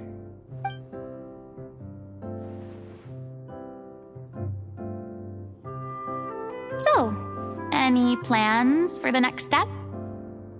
After the brilliant performance you put on, the reputation of your troupe is sure to spread through Fontaine like wildfire. You won't have to disband if you don't want to. You could capitalize on the rave reviews and license out the Little Oceanid to the bigger theater troupes out there. That would do wonders for your financial situation. No, we should still disband. Yeah, it's what we all agreed to.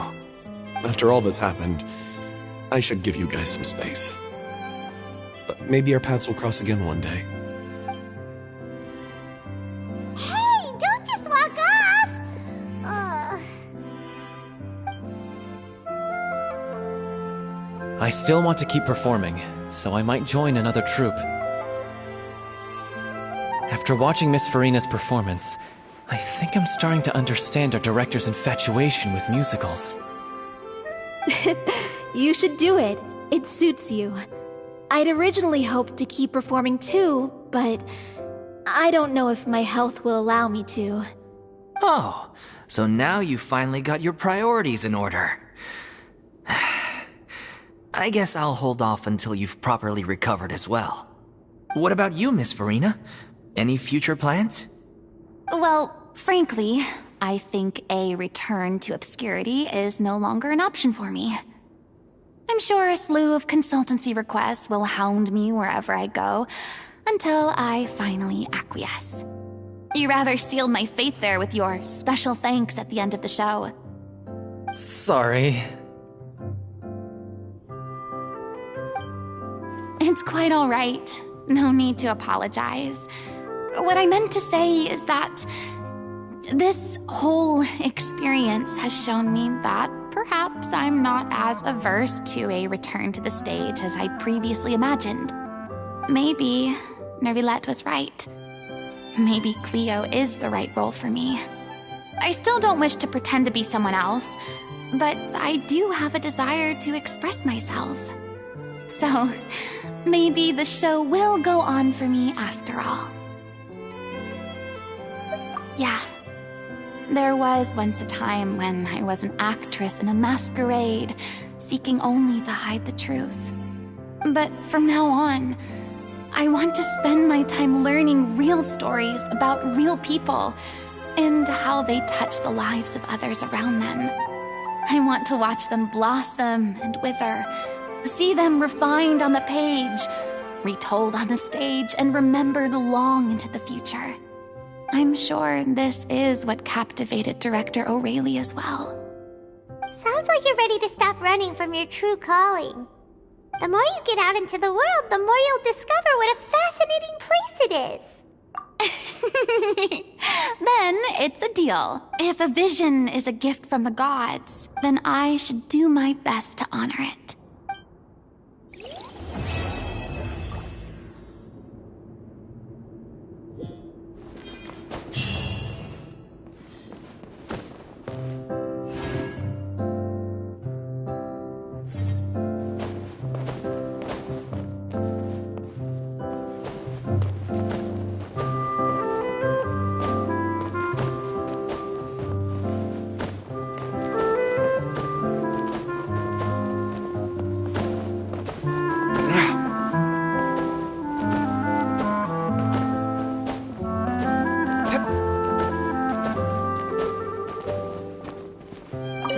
It's ironic to think that in my whole time as a god, I could only ever dream of receiving this kind of power.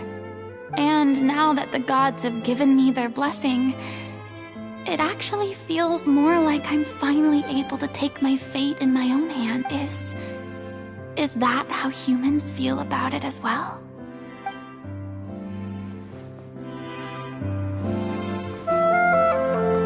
I mean, of course. There'll be plenty of opportunities in the future for us to tell the stories that we want on stage. I'm just finishing packing up. As soon as I'm done, I've got an interview with the Steambird to get to. Thanks to all your help, the show was more perfect than we ever could have hoped for. But most of all, I want to thank you.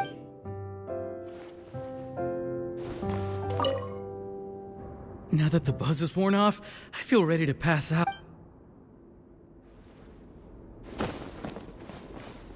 Thank you so much. I feel like I've rekindled the passion I had when I first joined the troupe. It might turn out to be too little, too late for me.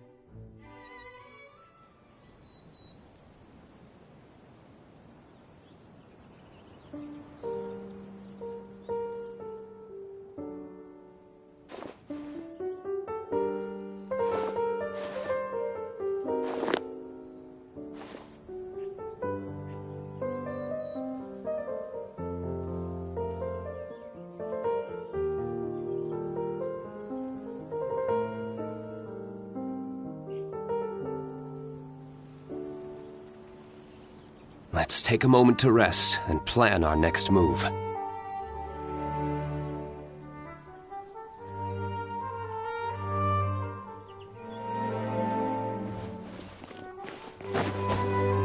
Monsieur Neuvillette?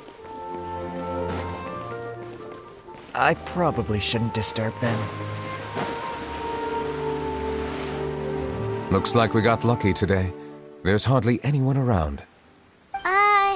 What should we do next? Oh, Traveler, can you still hear the voices from the fountain?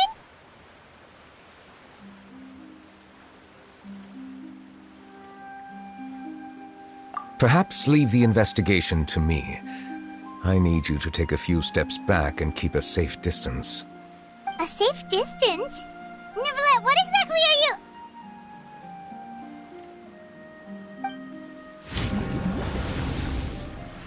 Whoa, it's glowing!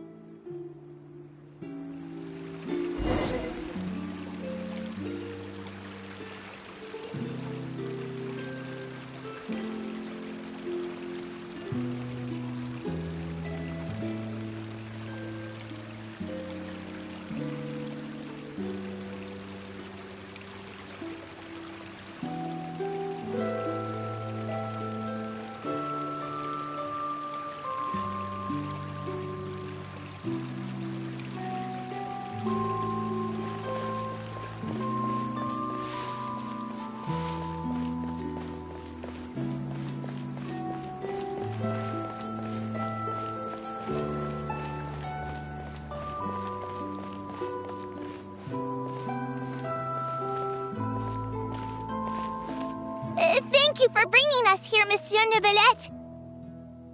The court of Fontaine is truly incredible.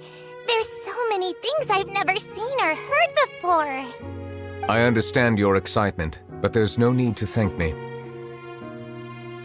Although I have responded to your wishes, it was not without personal interest. Melusine's special sight make them especially suited for joining the Maréchaussée Phantom. I'm certain you'll become an indispensable part of Fontaine's detective force. I know, but I'm really glad to be of help. Not only can I repay you for your kindness, but also, it feels like my life has become a lot more meaningful. But a meaningful life also comes with its risks. It's definitely the safest to just stay in the village, but I want to see the outside world nonetheless. In truth, I've never really understood the purpose of my existence, or what I'm capable of contributing to this world. For almost 20 years, we've stayed in our village without finding any answers. That's why we wanted to leave our village and look for the meaning of our existence elsewhere. I understand your confusion. In fact, I feel this. I too came here for an answer to my questions about my own existence. Really? Could you tell us what we should do to fit in as you did? The truth is, many people threw rocks at us today and told us to go back to our village. It hurt a lot when they hit me in the head, and I tried really hard not to cry. Logically speaking, both time and effort are essential when different species attempt to peacefully coexist. It will be a difficult road ahead, with countless obstacles to overcome. Different identities and ways of thinking all contribute to strengthening the barrier between one another. Removing it will be no easy feat. There aren't many suggestions I can share, because just like you, I haven't fully integrated into this society. Despite my social status, I am still an outsider. Oh, I see. Let's all do our best then. I'm confident that we'll find the meaning of our existence one day. I believe in you, but you shouldn't lose sight of the difficulties ahead. If you run into any trouble, I suggest that you inform Vautrin, the captain of the Special Security and Surveillance Patrol. Huh? Is he the person I met in the Palais Marmonia earlier? Yes? Do you have any concerns? That stone-faced human. He didn't even bother to look at me when I tried talking to him. It felt like he wasn't interested in anything but work. He is an earnest man. There will be plenty of opportunities to work together in the future, so please try to get along.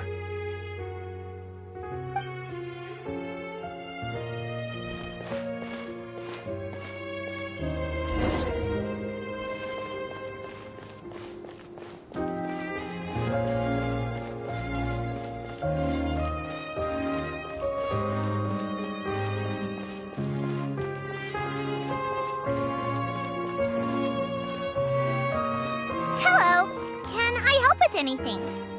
Thanks, but no need. Oh.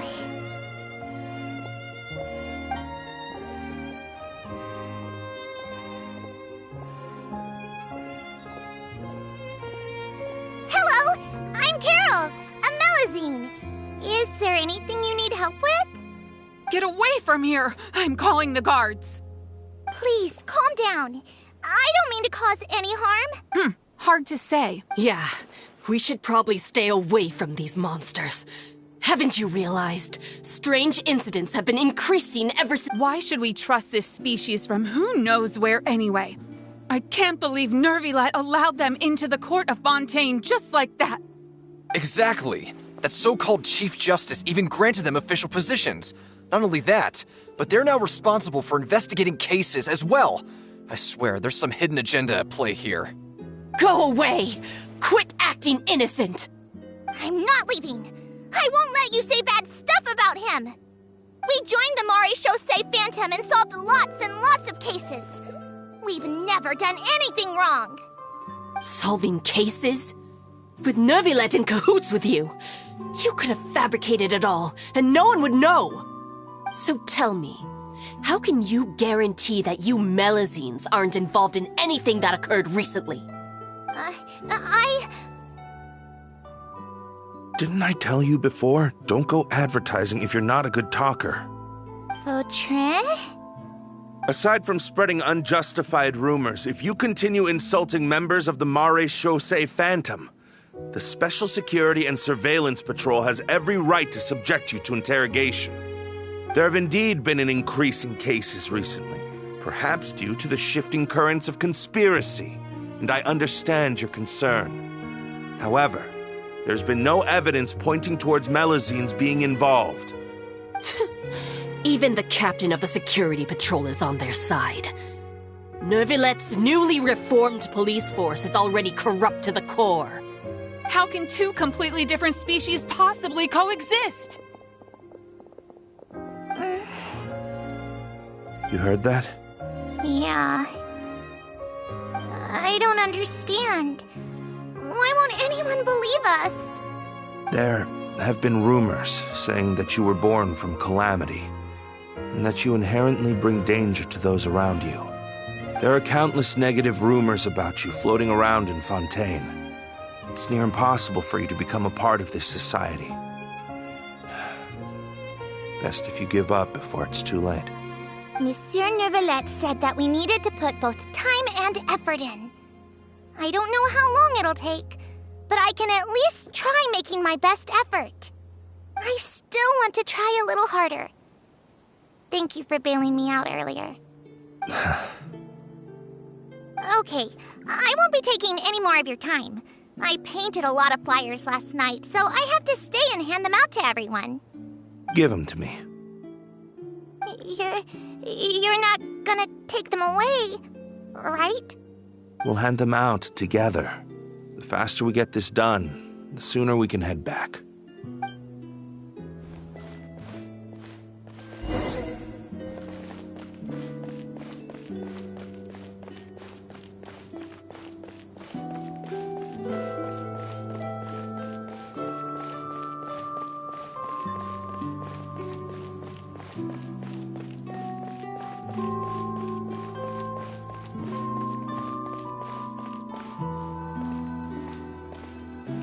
Monsieur Nervilette, what's this?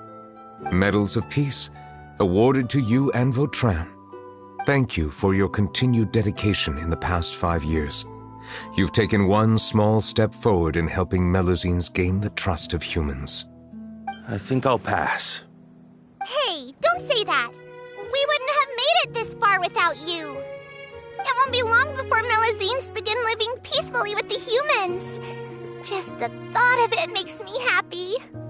Don't keep your hopes up.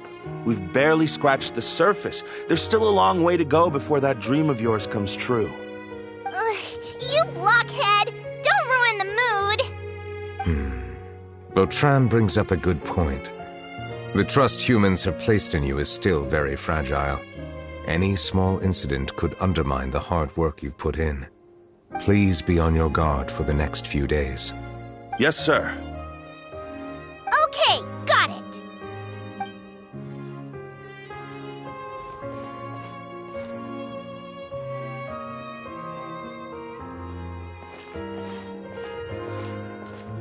Medal of Peace?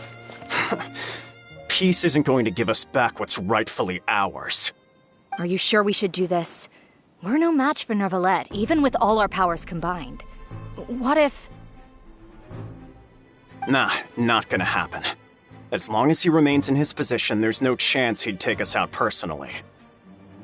There are rules even he must comply with in the political sphere, unless he wants to become an enemy of Fontaine. So quit worrying and just go ahead with it. I've already planned out the murder. Once we lay the blame on the Melazines as the person who brought them to the court of Fontaine, Nervilette will be left with no excuse. I guess you're right. Ugh. If he just left things the way they were, it never would have come to this. But he's forced our hand. Time to teach him a lesson.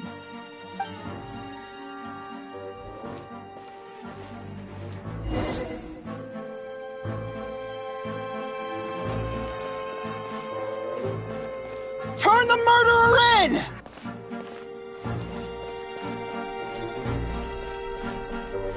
Philizines can't be trusted! That goes for Nervalette, too!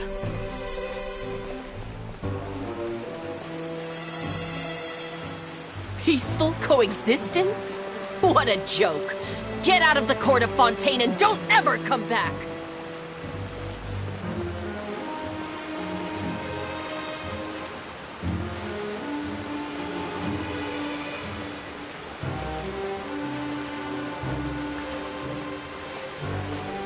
The results of the investigation are in, Captain Vautrin. Go on. There is no direct evidence, but reasonable inference indicates that the ones controlling the situation are supporters of the old regime, whose interests have been undermined by the reform. They tricked Miss Carroll into going to the crime scene and pressed charges against her. After that, they incited panic among the people in order to make Monsieur Neuvillette confess to his mistakes and yield up power. The guards were stopped by the enraged mob and couldn't intervene in time. Miss Carroll chose to sacrifice herself to pacify the situation. And she called me a blockhead. A little investigation would have cleared things up. Why didn't she wait until we'd established the truth? She didn't have to prove her innocence like that. The situation had rapidly escalated to a physical altercation between infuriated citizens and the guards. Miss Carroll might have thought there was no better plan. That is indeed something she'd do. Captain Vautrin, should I present these results to Monsieur Neuvillette right away? There's no need. Notify the guards to restrict public access to all information. Restrict access to... Wait, are you planning to... There's something I've never told Carol. I had a little sister named Ilaria who passed away when I was very young. She's just like Carol in every possible way. Innocent, kind, always believing the best of people. People like her are the most vulnerable to deception and betrayal. From the moment I met Carol, I knew that she'd be easily manipulated by others. I kept a cold demeanor and tried lecturing her into giving up. Looks like she was unfazed by that. Yes. In fact, some of her spirit must have rubbed off on me instead. Because I too began working towards that pie-in-the-sky dream of hers. I should have known. Those cowards don't have the guts to confront Neuvillette. They even avoided causing trouble for me. They were after Carol all along. Can you understand how I feel? Right now, there's only one thought on my mind. Only through bloodshed can their debt be repaid. I understand, but I'm certain Monsieur Neuvillette wouldn't accept that as a solution. That's exactly why we need to keep this a secret. Give me the list of suspects. What happens after this has nothing to do with any of you. I will take responsibility for everything.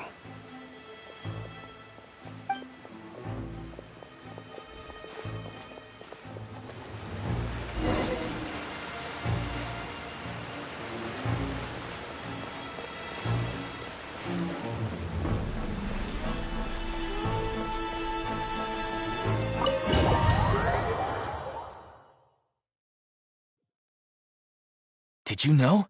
They're hearing a major case today, and the criminal is Captain Vautrin of the Special Security and Surveillance Patrol. Apparently, he resorted to personal measures to seek revenge for Carol and settled the score with the group that framed his friend.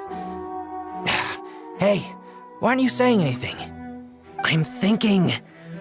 we should try our best to bail him out when the trial commences. Bail him out? Why? Shh, keep it down! Haven't you realized? Both Vautrin and Carol are Nervillette's most trusted subordinates. After everything that happened to Carol, Nervillette's guaranteed to do everything he can to keep Vautrin around. Besides, now that the old regime has been uprooted, Nervillette's status is secure as can be. As long as we redirect public opinion, Neuvillette will be able to give Vautrin a reprieve. The benefits are endless. Vautrin sought vengeance for his friend for a valid cause. This represents the justice he upholds. Please, think about it. If the same thing had happened to you, wouldn't you feel the same way he did? Yeah, that's right! This whole thing started because of those despicable cowards who levied false accusations against Carol. How could Vautrin be declared guilty for seeking revenge? Monsieur Neuvillette. Mr. Vautrin is innocent! He's innocent!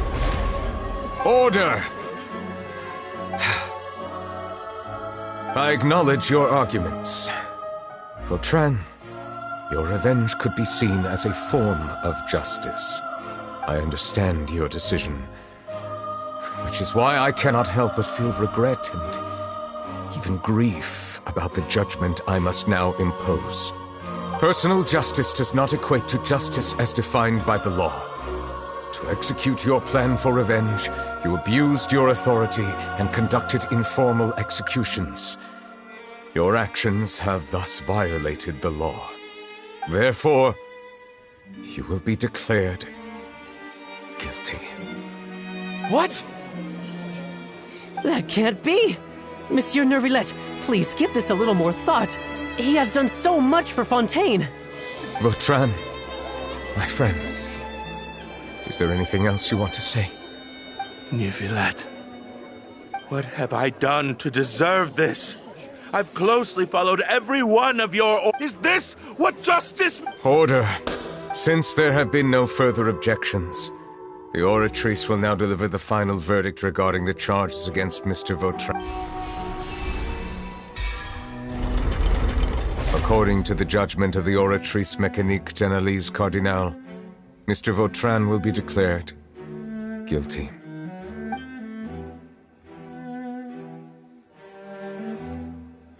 Goodbye, Monsieur Neuvillette. This all happened because of Carol's naive ideas. How can different species peacefully coexist anyway?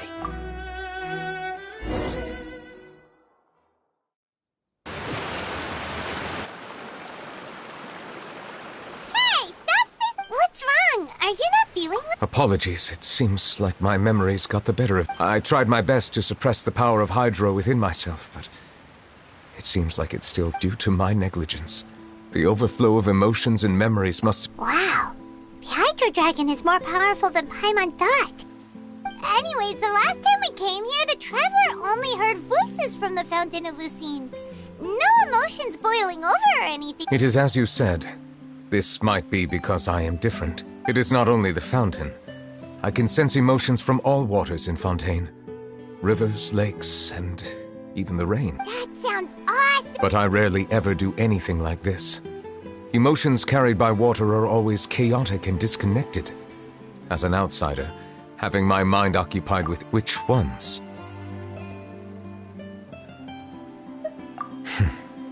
It's fine.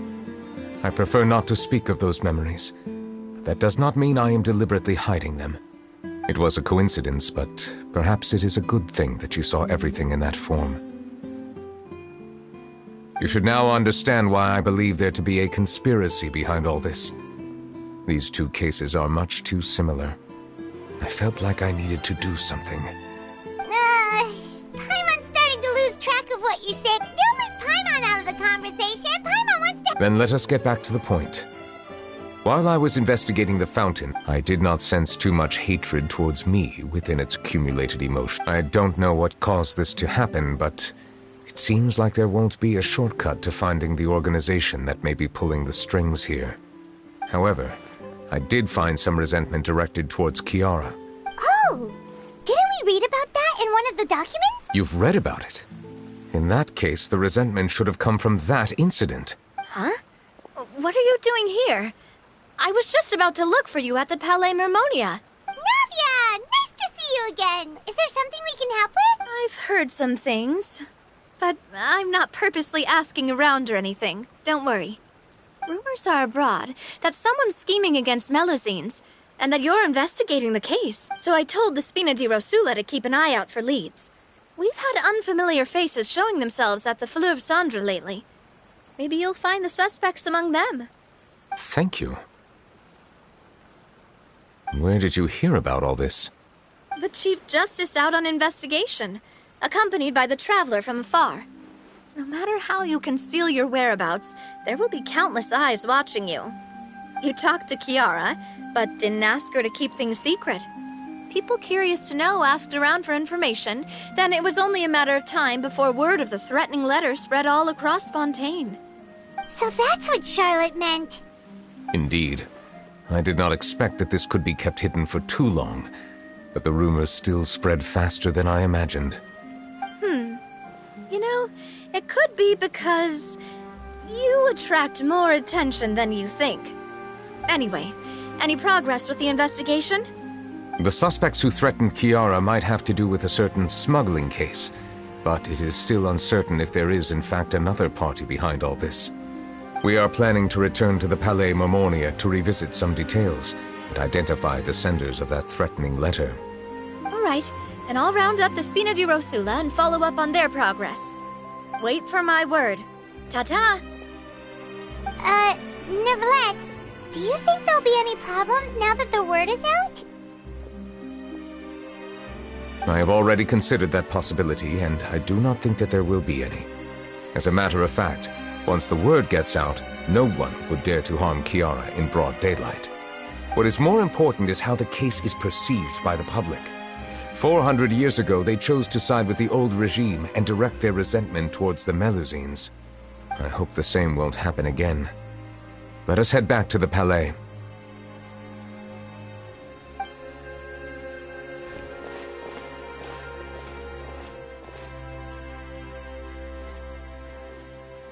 Strange. What are these people doing out on the streets so late at night? Did something happen? Let's take a look around.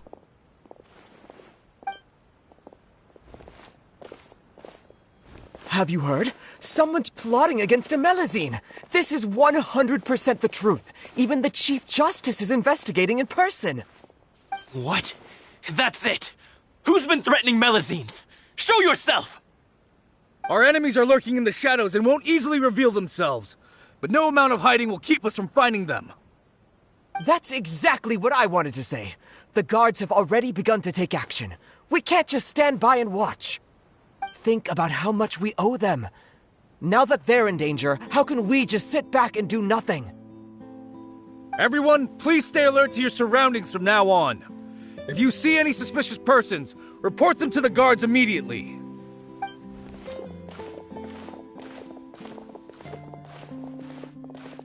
It feels like you've been following me this whole time. Did something happen? We were informed that. Nope. We just finished our shifts and happened to be strolling by. Have you had dinner yet? Why don't we check out the new items at the dessert shop together? This isn't a good time to be out and about. Come on, don't act tough. I bet you're hungry too. All right, let's go buy a cake or something. You shouldn't ever skip meals, especially if you have another shift scheduled for later.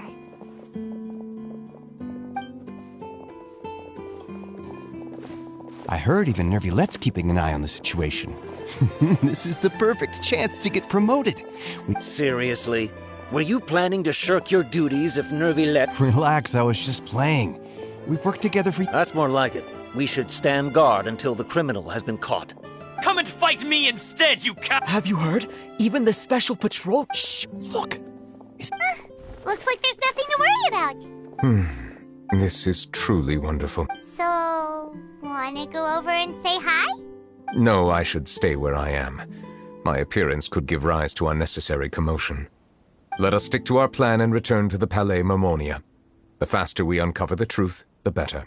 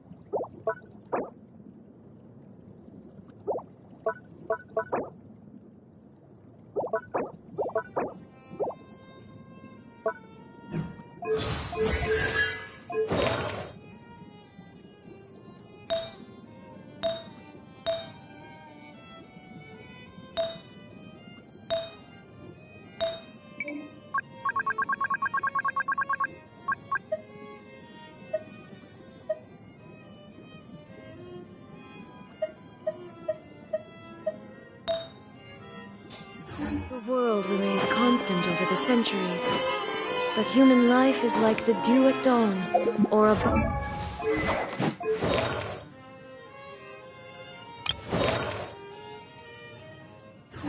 rising through water, transitory.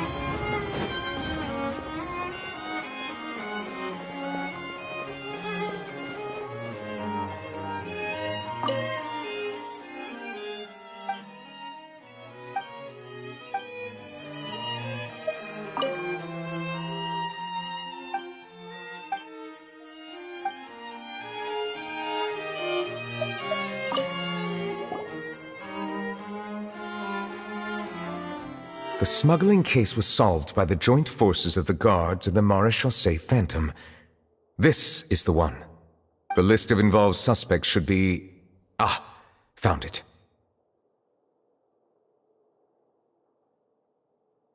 What The principal offenders Domenico, Inica, Yuna, and others have been caught. Those with close connections or mutual interests with the offenders but who did not participate in the case. Among them, surveillance of Essin has ceased on account of his good behavior. All other personnel remain on our watch list. So many names. Is the one who sent that threatening letter to Kiara on the list? Yes, there is something suspicious about Essin, to be precise.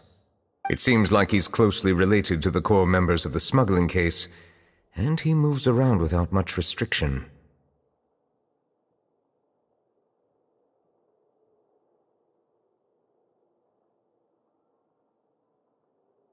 Monsieur Neverlet, someone claiming to be from the Spina Durasula just checked in with us. He said, and I quote, "We have located the suspect. They're chatting at the cafe." Huh? How did Navia find them so quickly? We've only just figured out the suspect's name! I too am perplexed. The cafe isn't too far from here. We should head over and take a look.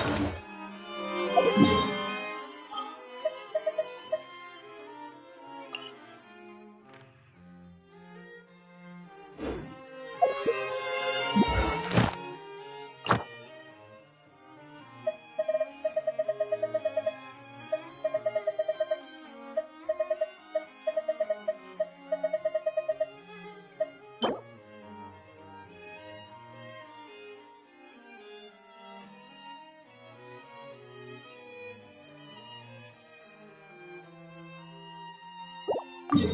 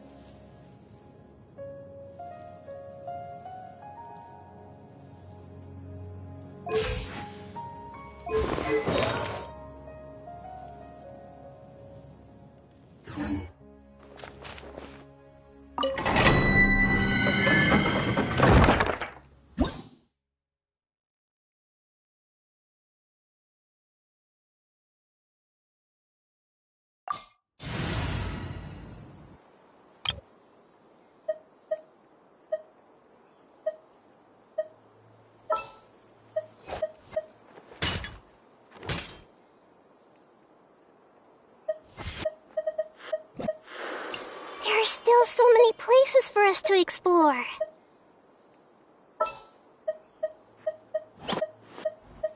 The campaign begins.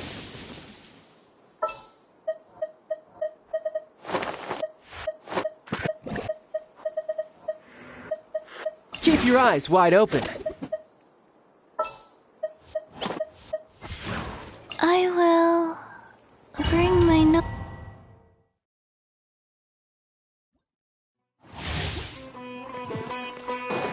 No time.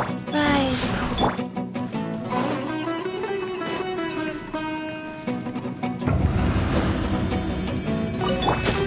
You are not welcome here. Oz, reveal! Yeah! You're mine. Yeah. Let's end this Yeah. now.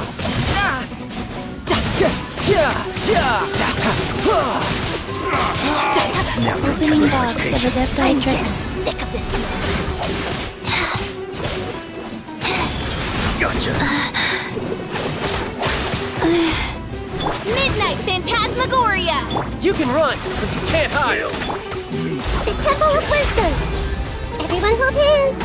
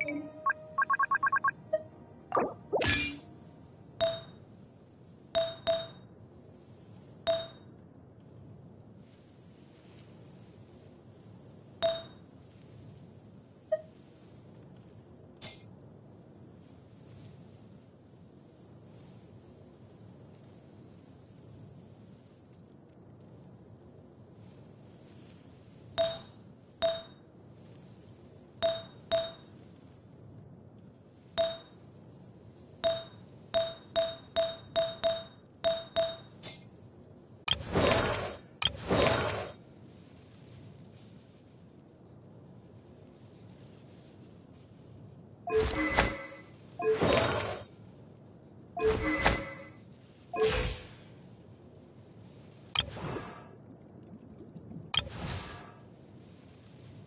created another universe and found...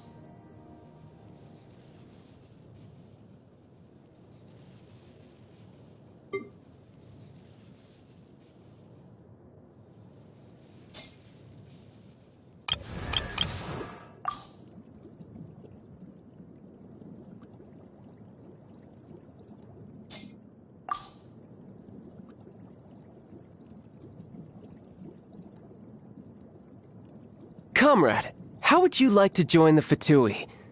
Actually, scrap that. With your capabilities, you and I could go head-to-head with the Harbingers and win. Tell me, how has Mr. Zhongli been lately? Not bad, you say. Seems he's had no problem acclimating to mortal life. Comrade, a word of advice. Don't go yelling stupid things in the heat of battle. They might sound good in your head, but if you think about it, they make no sense at all. I'm talking about things like, I'm on fire. That's the last thing we want. Happy birthday, comrade. Anyone you need knocked off their perch today? Let me know. I'll happily oblige.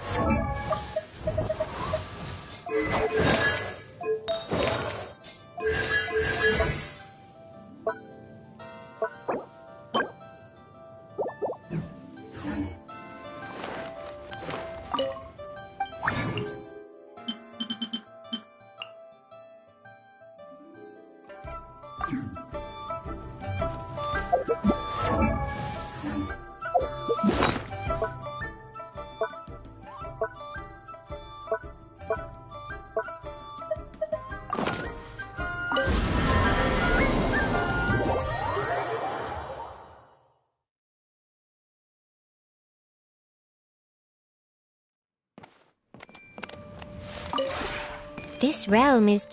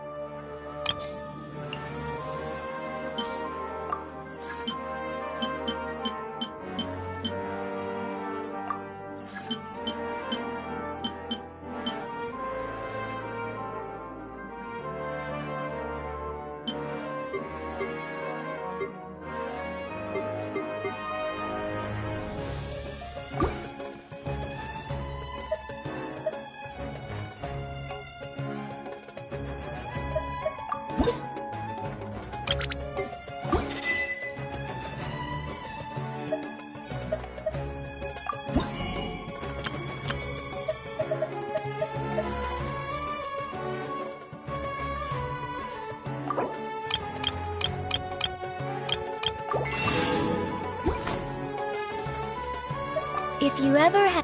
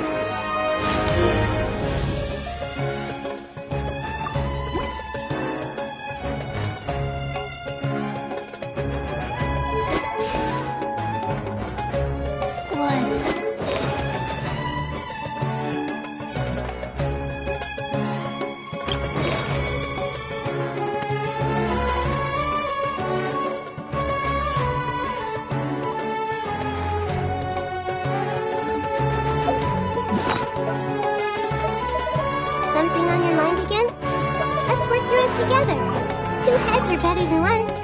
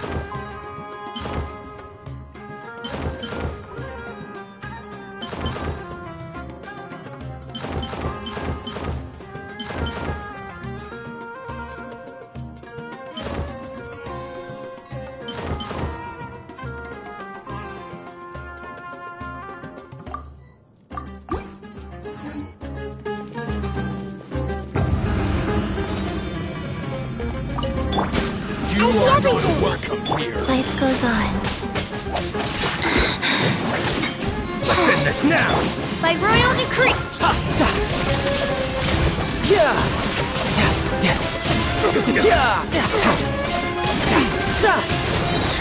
Shouldn't let your guard down. I'm getting sick of this.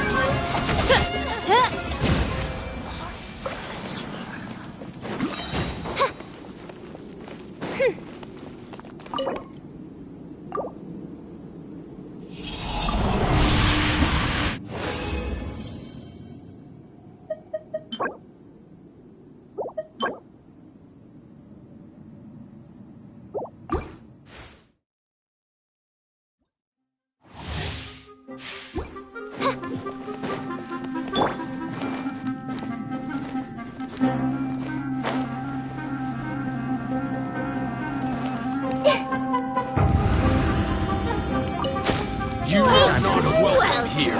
Sharing my knowledge. Sacred name, fortune preserver, Let's end this now. rise. As you wish, mein Fräulein.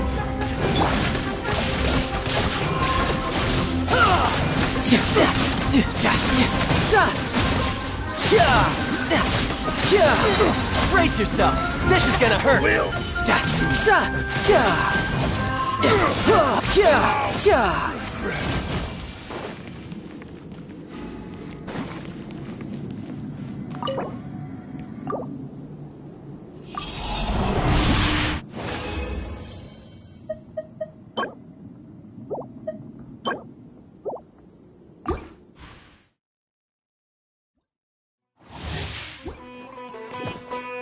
No time to lose.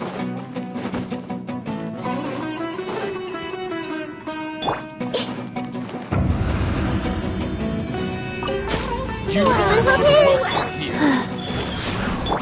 Oz, reveal. You're mine. Amateur mistake.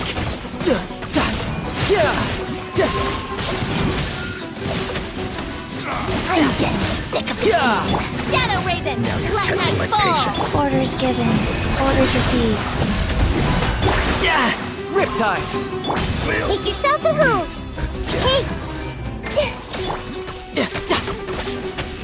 Pulverize!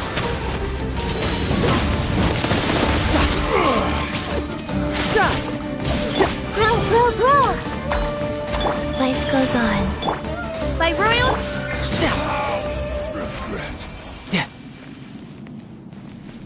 No time to lose.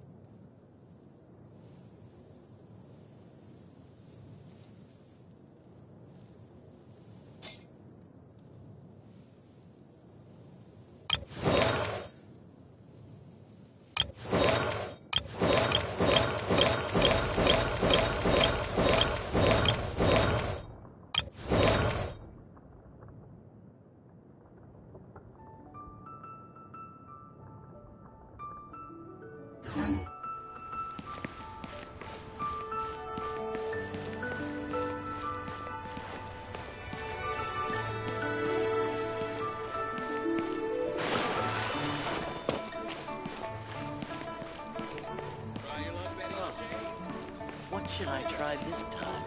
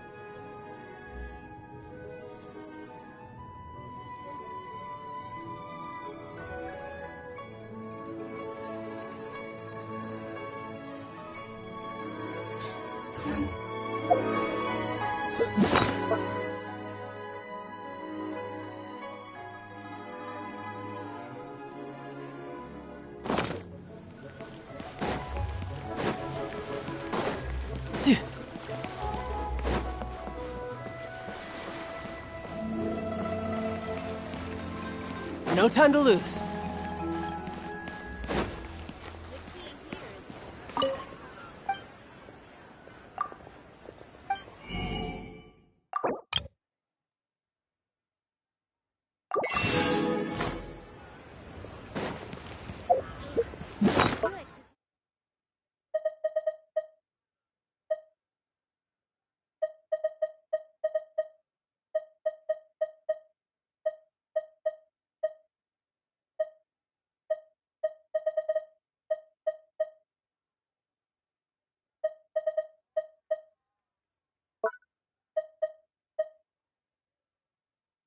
You defeated the Hydro Archon in the very... I didn't... This is...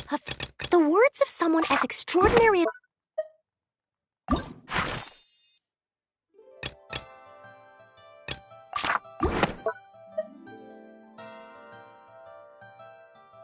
Paimon can't tell how deep this pool is.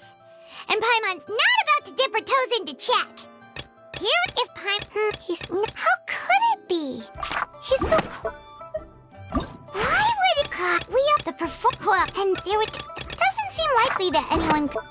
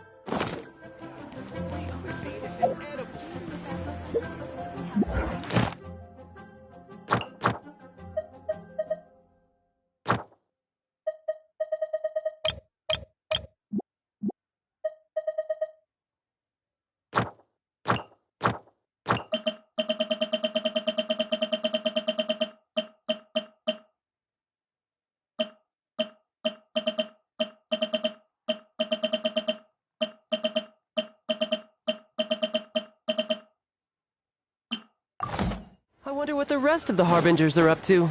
Plotting and scheming on an ever grander scale, no doubt.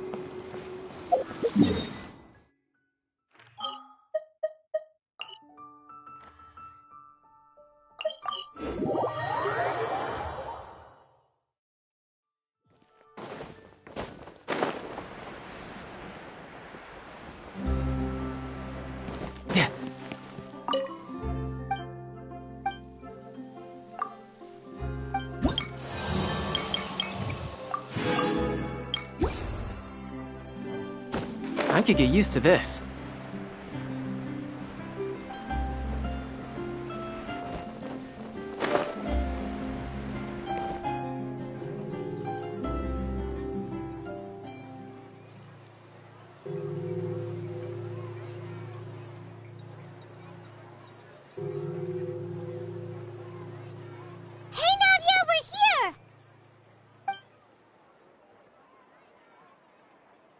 Whoa. Check out all these people. Hey there, are you Navia's friends too? These are the people who have had recent dealings at the Marechaussee Phantom. They're usually hidden in the Fleuve Zandra, but I sent for someone to invite them over. Invite them over? Exactly. Now, I heard there's great coffee here, and so I asked them if they'd like to come and have some. Yeah, it's our pleasure to be guests of the Spina di Rosula. I've wanted to have a meetup like this for ages. Something feels off. But, oh well. Let's get back to business. Is there anyone called Essan here? Yes, that's me. You're Essa? Yes, monsieur, Nervilette. Did you write that threatening letter to Chiara? I did, but I was just following orders from whom? Domenico. He was my boss. Domenico? Where is he now? The fortress of Merope. Well, I'm afraid even the Spina would have trouble. Looks like you'll have to make the trip yourselves. This was as much as I could do. You've done more than enough. I am extremely grateful for you. Leave the formalities for later. You should find Domenico first. If he really is the one setting up the conspiracy, it'd be best if he's exposed as soon as possible. All right then, let's head to the fortress right now.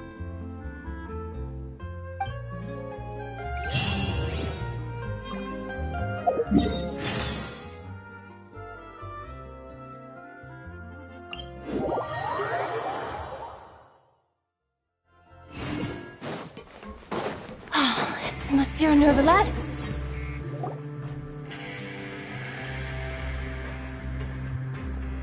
Welcome to the Fortress of Meropide, dear esteemed guests.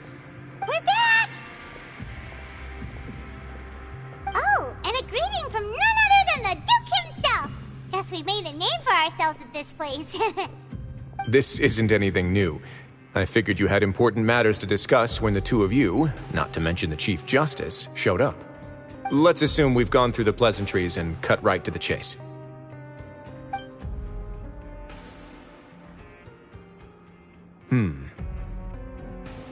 I do remember a thing or two about Domenico. He once attempted to round up the other inmates and instigate a protest. Who does this guy think he is? Hyman hopes nothing came of it. He once attempted to, I said, meaning that it was over before it even started. And now he's threatening Melazines, is he? To be honest, Domenico doesn't seem like much of a conspirator. The fact that the three of you bothered to personally investigate raises a flag. Is there something else going on behind the scenes here? He's got the same concerns we do. I am concerned about this incident because something similar has occurred in the past. I wish to meet Domenico in person and have my questions answered. That's an easy one. Let me think. I think he's at... Oh, did I hear someone say Melazine? What happened? Sigewinne! Yeah, and we're investigating. The person who threatened her seems to be imprisoned here. Really? Is Kiara gonna be okay? There's no need to worry. Clarande is protecting her as we speak. Well, that's great. But if the criminal's still... Is there anything you can do about this? Ah, head nurse. Do you require me to personally deal with the criminal? Wriothesley. Okay, I get it. I'll bring Domenico to you. That's your only demand, correct? Think of it as more of a humble request. I'm here on my own accord, not to formally transfer a criminal for trial. I urge you to set aside any concerns. Thanks for the trouble. Consider me in your debt. Whoa! If Paimon were the Duke, Paimon would take this chance to ask for something really important. Well, were I still a criminal, I'd probably ask for a lighter sentence. But I'm sure Monsieur Neuvillette would reject that. But enough jokes. I'll look for Domenico and bring him to you. Make yourselves at home. Our dear head nurse has mentioned you quite a few times, so I'm sure she has a lot to say. Please come with me to the infirmary. Ah!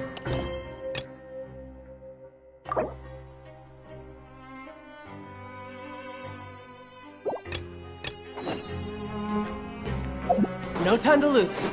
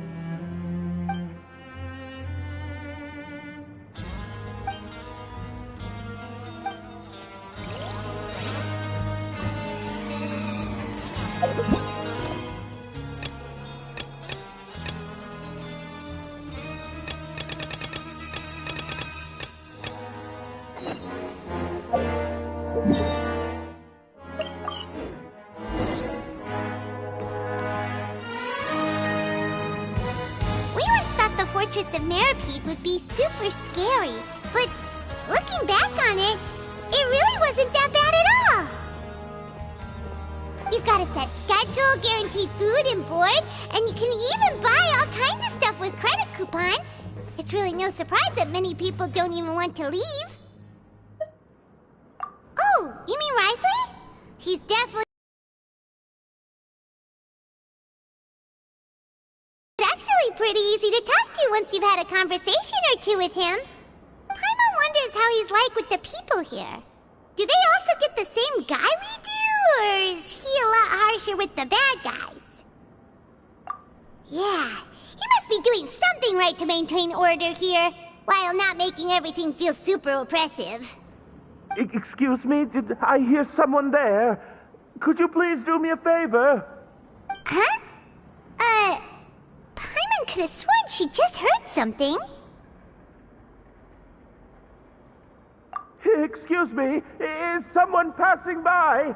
Could you do me a favor, please? Nope, Paimon wasn't dreaming. There's someone over there for sure. But Paimon doesn't see him. Oh, did you hear my call? Thank you so much. I'm over here, inside this big box. You're inside the box? Oh, no wonder Paimon didn't see anything. Well, come on, Traveler, let's go take a look. Why are you hiding in here anyway? If we hadn't happened to pass by, you could have been stuck for days. It's a bit complicated. Can we not talk about that for now?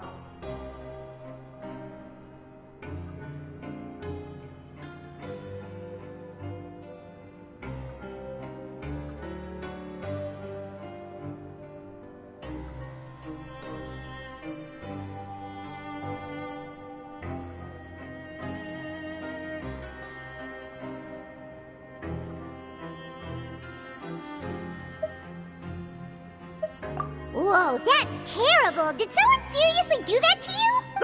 No, it was nothing quite that serious. I'd just like some help finding my hat. Just your hat? But then, why can't you look for it yourself? Huh. Wait, Paimon gets it! Something must have happened to your hair! Sorry. So that's what happened. Paimon gets it now. You just need your hat, right? We'll get it back to you right away. What kind of hat was it? I think you may have misunderstood me, but never mind. Please just help me find my hat. It's a soft and brown hat with a bit of a brim. Nothing fancy. I think I probably lost it near the entrance elevator. It was getting a bit hot, so I took it off and had a quick nap. But when I came to, it's really important. Don't worry, we'll be...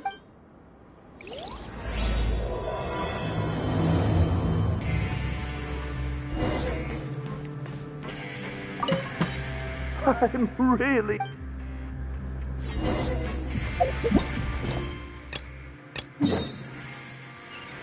No time to lose.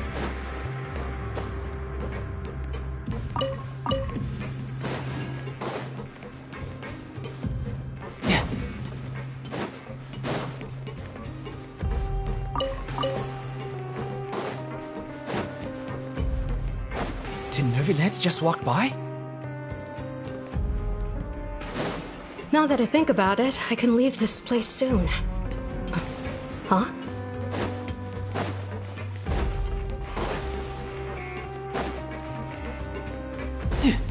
No time to lose.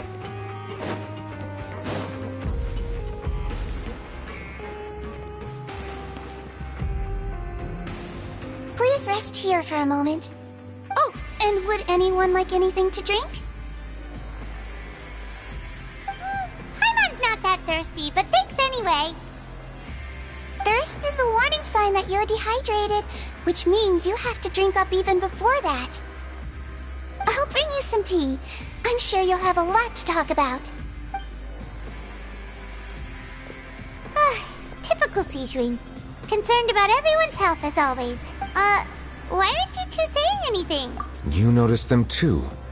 The badges they wore on their chests looked quite familiar. Familiar? Paimon did, but if both of you say so, let's go ask them about it. That's not a bad idea.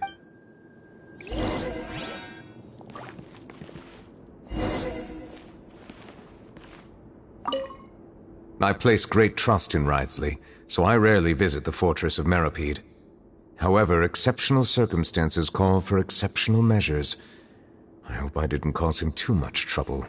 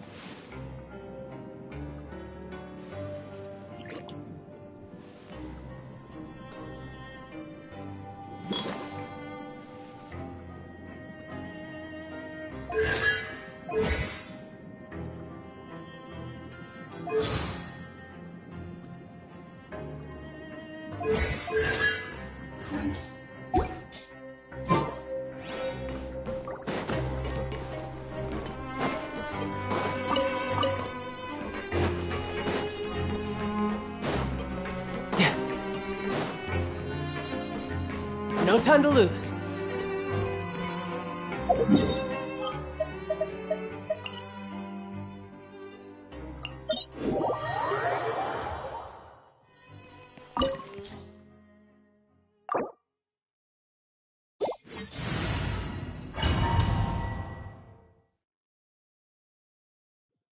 This opportunity is quite hard to come by. Well then, amuse me. Surrender is a valid option. I promise I'll be gentle. Drat! Guess I should take you more seriously. Midnight Phantasmagoria. This may hurt a little. Something else catch your eye? My turn. All you do is run.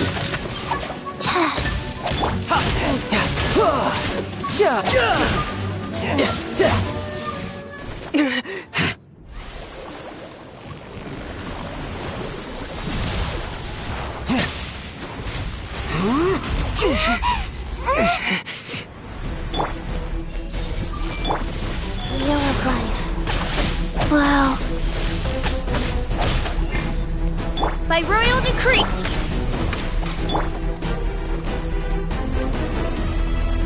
The Temple of Wisdom!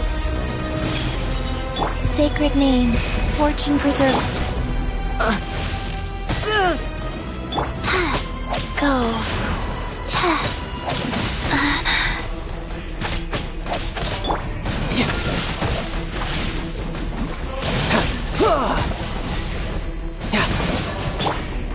Committed to memory. Rise. Oz, reveal!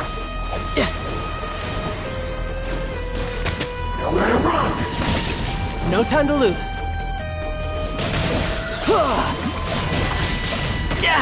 Amateur mistake.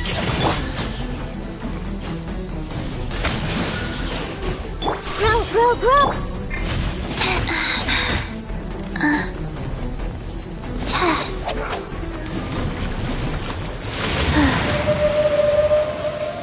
Oh, cold. So cold.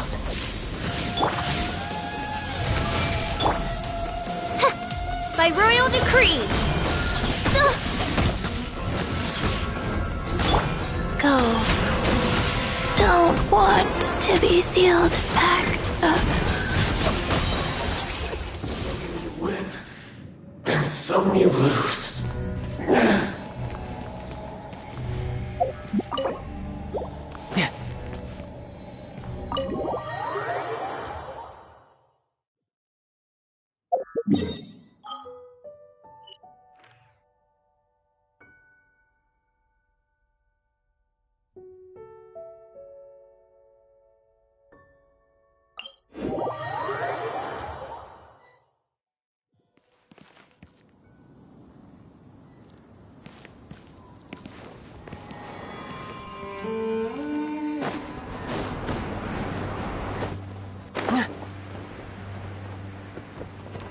Yeah.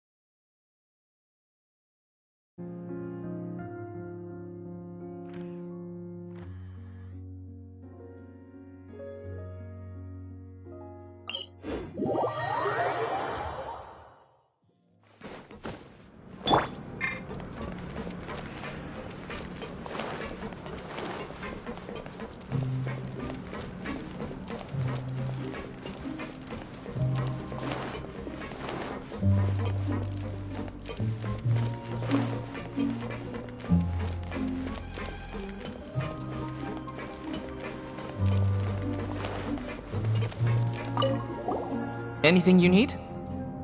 Oh, this? Are you interested in joining the Mutual Aid Network? What's that? We have a very long history, going back as far as 400 years ago. We have never had many members throughout our history, nor do we have much of a reputation, but everyone treats each other like family. Helping each other is our purpose. At the same time, we seek to maintain just dealings as much as possible. Sounds like a pretty neat organization. All we want is to defend ourselves. None of us have ever committed serious crimes, and we're not especially powerful either. We're at a natural disadvantage here in the fortress. But people won't give us a hard time if we stick together.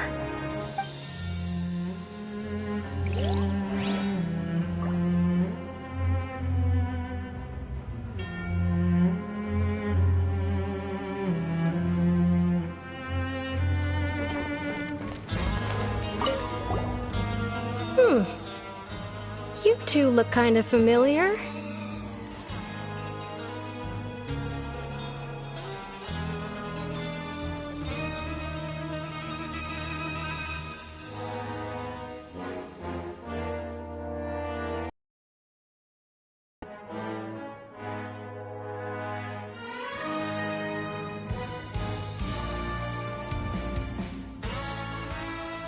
It's the symbol of the Mutual Aid Network designed by our first president. From what I've heard, it's based on something called a Medal of Peace. I've never seen one of those medals for myself, though.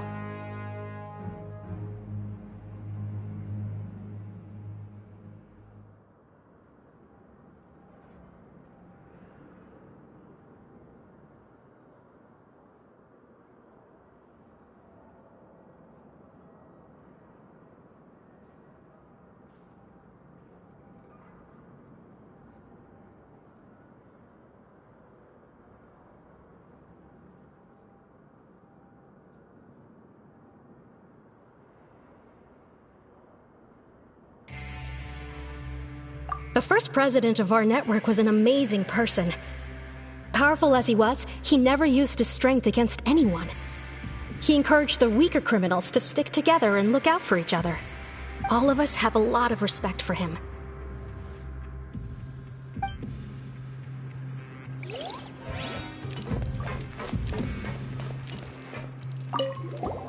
Interested in joining the Mutual Aid Network? If you'd like to learn more, here's our flyer.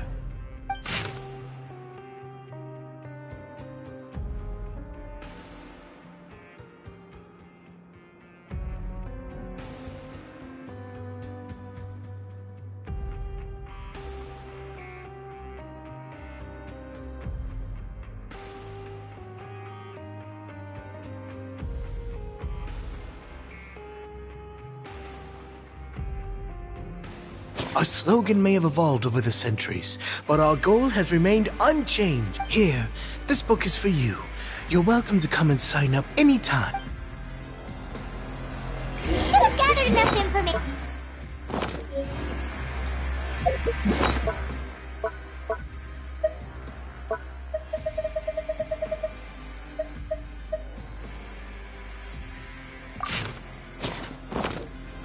Faster? Okay, faster.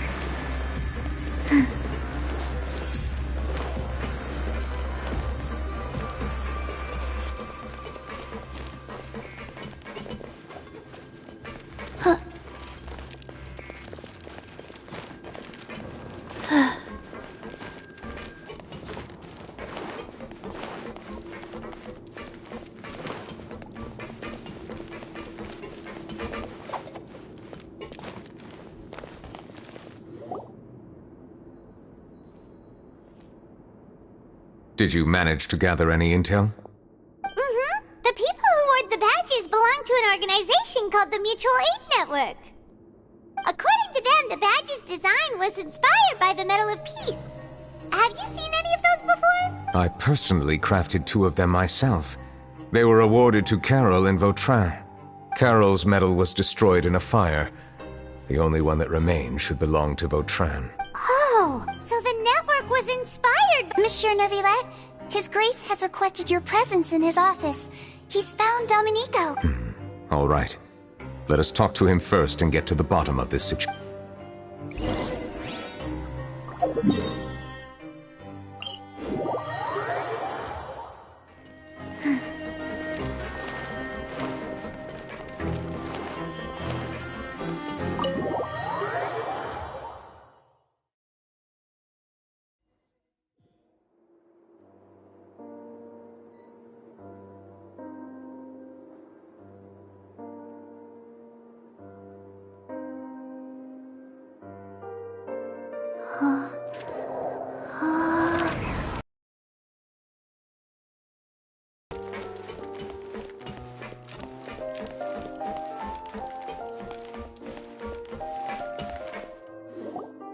Allow me to introduce this fine gentleman, Domenico. Why don't you explain everything to him? Neuvillette? What do you want? What are you gonna do? Kill me? Calm down. I merely want to ask you a few questions. Was it your idea to send that letter to a Melusine? Hassan has already confessed, so there really isn't any need to keep hiding. That idiot! I can't believe I trusted him. Let me ask this another way. It was your idea to send that letter, correct? Yes. Who is pulling your strings? What? You're not trying to frame me for something I haven't done, are you? It's best if you realize the gravity of your situation. The Chief Justice of Fontaine has been personally investigating your case. I assume your previous attempt to incite unrest at the Fortress of Meripede has something to do with this as well. I admit I acted on impulse. I'll tell you the truth. But before that, you must ensure my safety. I can do that. You see, we're all reasonable people here. I only intended to do some small business at first. Someone contacted me about delivering some goods and promised me a generous sum of more in return. After making a few trips, I was suddenly approached by the Marechaussee Phantom. They accused me of smuggling prohibited items, and I was put on trial. But I refused to accept any of that. The ignorant can be rightfully absolved from guilt, right? Well, I suspect that someone got me locked up here so they could get their hands on my goods.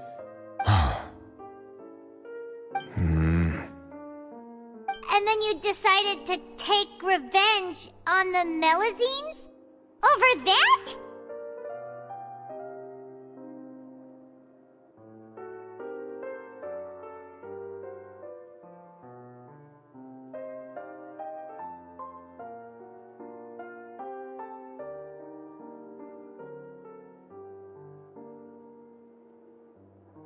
My initial target was Neuvillette.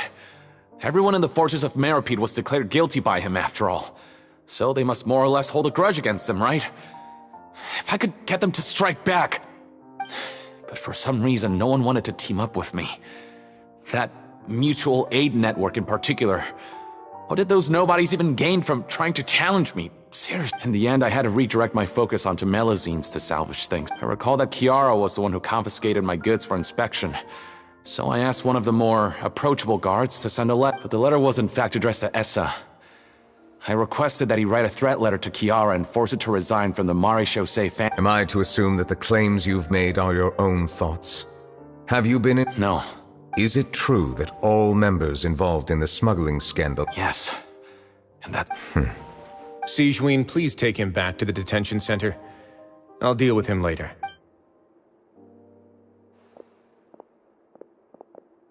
So, Monsieur Neuvillette, you were concerned that there might be a shadowy faction looking to capitalize on the delicate situation with the Melusines to stir up greater chaos? Yes. I experienced a similar incident in the past, so I had to be prepared for any possibility. And how long ago was this incident? More than 400 years. You might be overthinking this. Time can change a lot of things. Everything's different now. What do you mean? 400 years ago, you and the Melusines you brought to Fontaine were the outliers in society. But in the present day, if someone were to threaten the safety of the Melazines, people wouldn't just sit back and do nothing. I trust that they would make different choices from before. That's right! We saw lots of people standing up for Melazines on our way back to the Palais Mermonia. Monsieur Neuvillette, the Melazines are a species you introduced to Fontaine. How the public treats them is also reflective of their attitude towards you. When people refused to place their trust in Melazines, it was because they were still on the fence about you, their unfamiliar Chief Justice. For almost 500 years, you've conducted every trial with impartiality.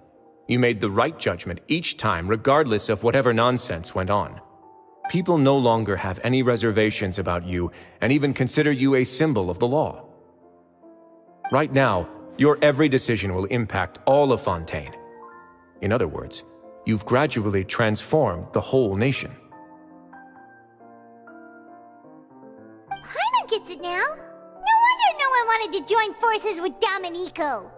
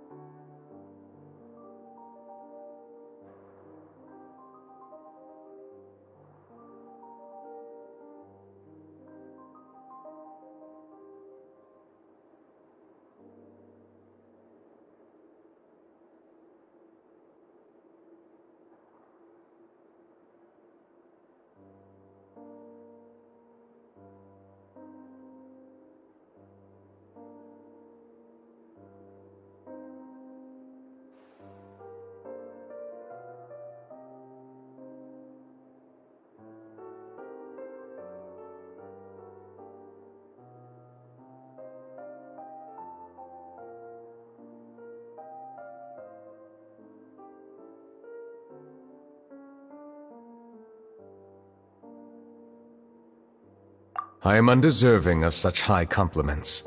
From my perspective, I have simply been fulfilling my duties. It isn't anything special or worthy of praise. I'm simply fulfilling the promises I've made and searching for answers through my judgments. It is unnecessary to hold me in such high regard. The complexity of human emotions and willpower far exceed those of mine. As a matter of fact, I believe that you are the ones who deserve my respect. There's no need to be so modest. The current state of affairs says it all. You're no longer that outsider you were before. Even if you wished to investigate something on your own, many would take the initiative to lend you a hand. I must say that you've made a fair point. Thank you for clearing my doubts. Now that the case has been settled, I should get going. Huh? You're leaving? And so soon, too? Why not stay for a cup of tea? Thank you for the offer, but I know how this place works all too well. While some are here to redeem themselves, there will inevitably be those who harbor resentment towards me. The less time I spend here, the better. My presence could very well result in an unwanted disturbance. In that case, I'll have to insist. I still have 2 more things to say. Please, go ahead. The first is about the guard who helped Domenico send that letter. Ah, I know of what you speak. The guard was indeed deployed from the Palais Memoria's staff. However, as I mentioned earlier, I visited today on personal business. Therefore, I leave that matter in your hands. Well, that makes things a lot easier.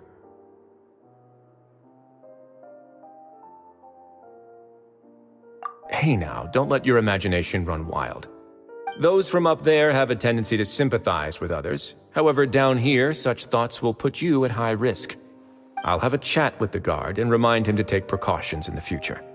I see no issues with that. Great! That's one thing out of the way. What's the other thing you wanted to say? The other thing was born from my own sense of curiosity. Now, I've heard that you investigated the mutual aid network. Is that right? Yep. Neuvillette thought their badges looked familiar. I noticed the small gang as well when I first took over the fortress of Meropide. They were not great in number, but every member always made sure to stand up for what was right. I've looked into their founder, Vautrin, who once stood trial and was sentenced to imprisonment in the fortress. According to existing documentation, Vautrin remained disciplined throughout his imprisonment. He had never once engaged in physical or verbal aggression. In other words, how he presented himself in prison was very different from his behavior in court. What? During his trial, I could sense that his feelings were complicated. He appeared to be full of resentment, and I believe he had every right to feel that way. Perhaps he had been putting on an act. An act? Neuvillette and Vautrin had a close relationship as superior and subordinate. Vautrin must have known that the Chief Justice would make an impartial judgment. Thus, the more resentment he displayed, the clearer it would be to those present that you were upholding justice. And to those who had been sitting on the fence, Vautrin's act was a very meaningful... That's all from me. Does anyone else have anything to say? I don't have anything to say. Apart from expressing my gratitude, that is. Well then, let us head back.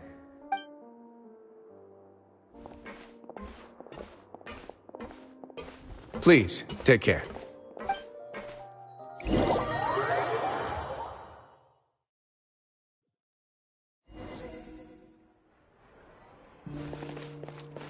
That trial is something I rarely bring up in conversation, but I have always felt deep regret for what happened to both Carol and Vautrin. The words he spoke in court often replay in my mind, as if urging me on to do something. But Risley said he never resented you, right? Isn't that a good thing? I believe I now understand what he wanted to tell me. I feel conflicted about those words.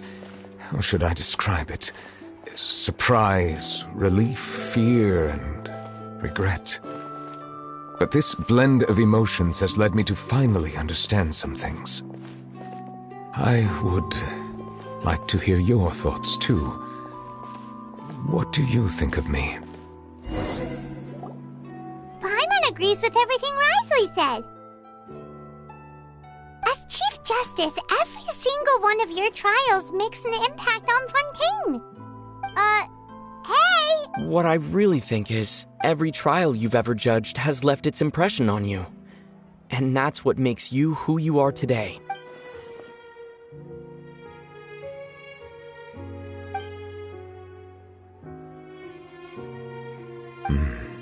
That is indeed a reasonable assumption. As I said, I find it difficult to express my emotions because I cannot fully understand myself. But I trust your judgment. Since some time ago, I have begun to notice the changes that have occurred upon my person.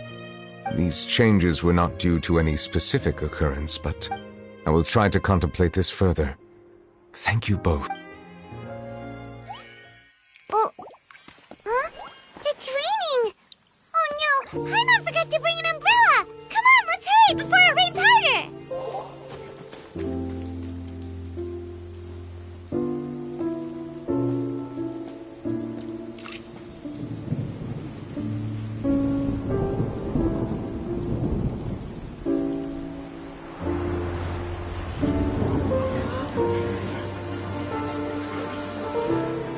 It's raining again? I've had enough of this weather.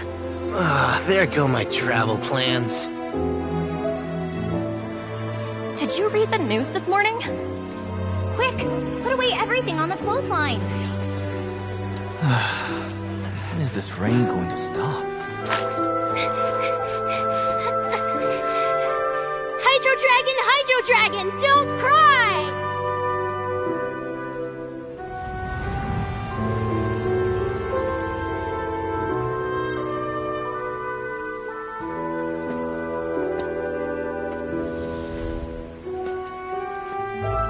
They're planning to reanimate the monster. We have to report this to the Chief Justice.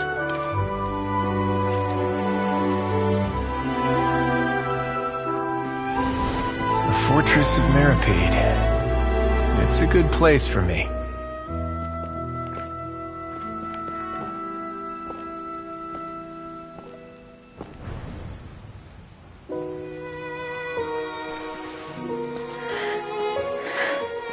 He owes me so many answers. Nervillette? You could say he's the real symbol of Fontaine's justice. Watch him closely. He could be trouble.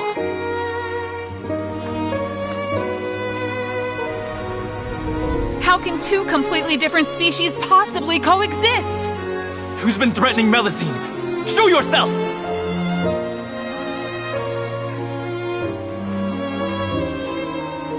You will see much in the human world, from the delightful to the depressing. And one day, when you have dwelt among humanity long enough, you will be placed to bring judgment over all as a spokesperson for Fontaine's past. Good morning, Monsieur Neuvillette! The rainy season's almost over! The skies are supposed to clear in a few days! I hope you find time to enjoy the sunny days ahead.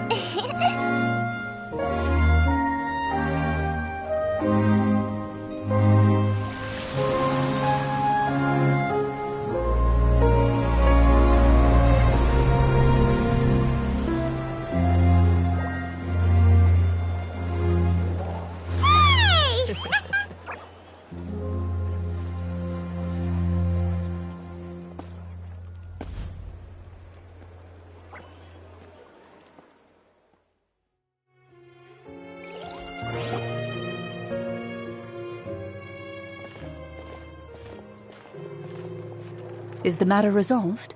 Yep, we found the person who sent that threatening letter. Wrisley said he'd keep a close eye on him, so the Melusines should be safe now.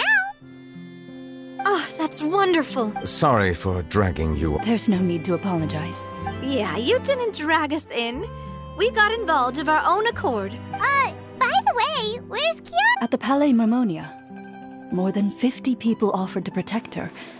Some even hid within the bushes to look out for danger. I was worried that the excess of protection would make her feel uneasy. So I asked her to stay inside the Palais. It's very safe in there. What a relief. Well, now it looks like the dust has finally settled. To celebrate this joyous occasion, Monsieur Neuvillette, would you be interested in an exclusive interview? That's not how you celebrate! I will consider it. Really? Of course. My schedule is full for the following weeks, but I should be available next month. Come up with questions during the intervening days, and I will answer them to the best of my ability. Yes! Thank you so much, Monsieur! Now, if you'll excuse me, I must head back to the Palais and issue a communiqué to publicize our investigation results. I hope it will assuage the concerns of all.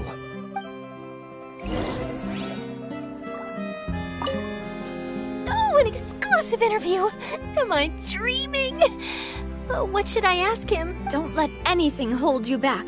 Make the most of this opportunity and ask away. I agree. He'll decline any question he can't answer anyway, so you might as well give all of them a shot.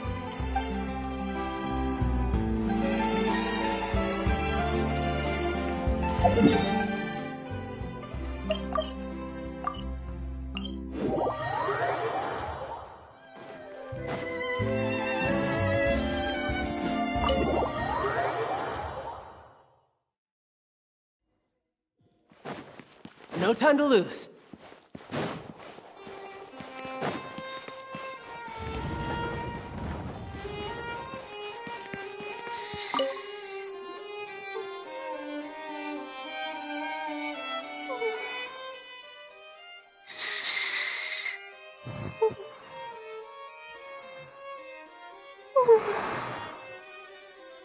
Kiara?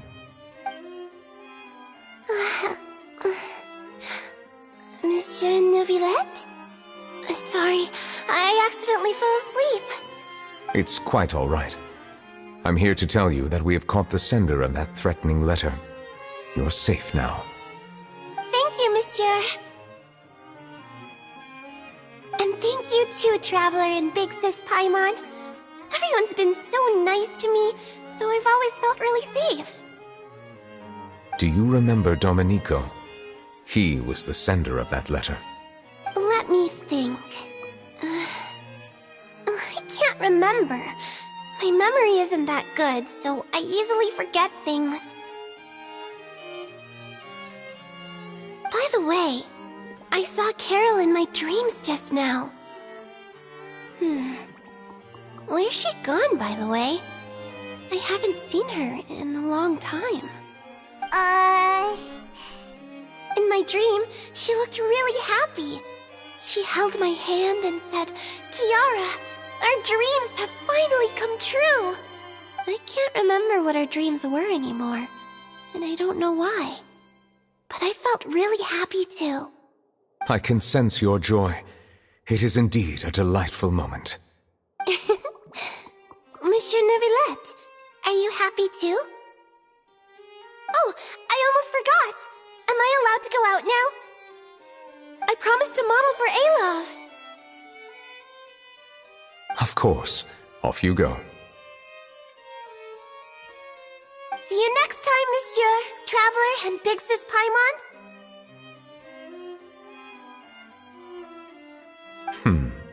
See you next time.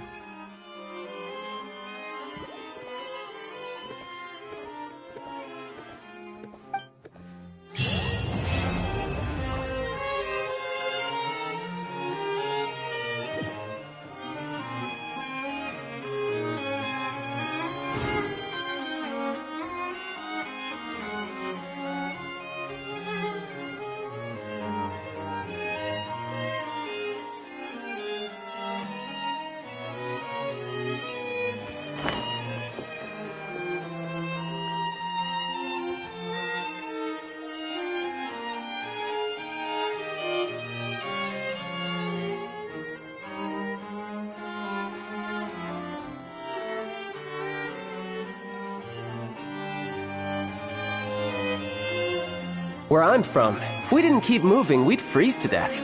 Literally.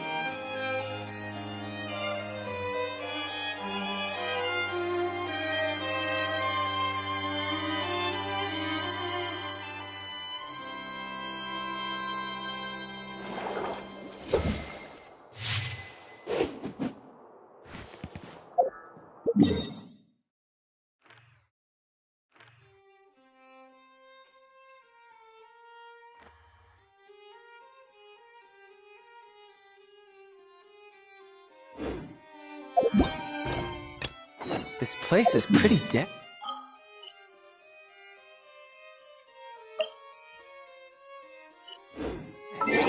By which I mean, there's nothing to kill.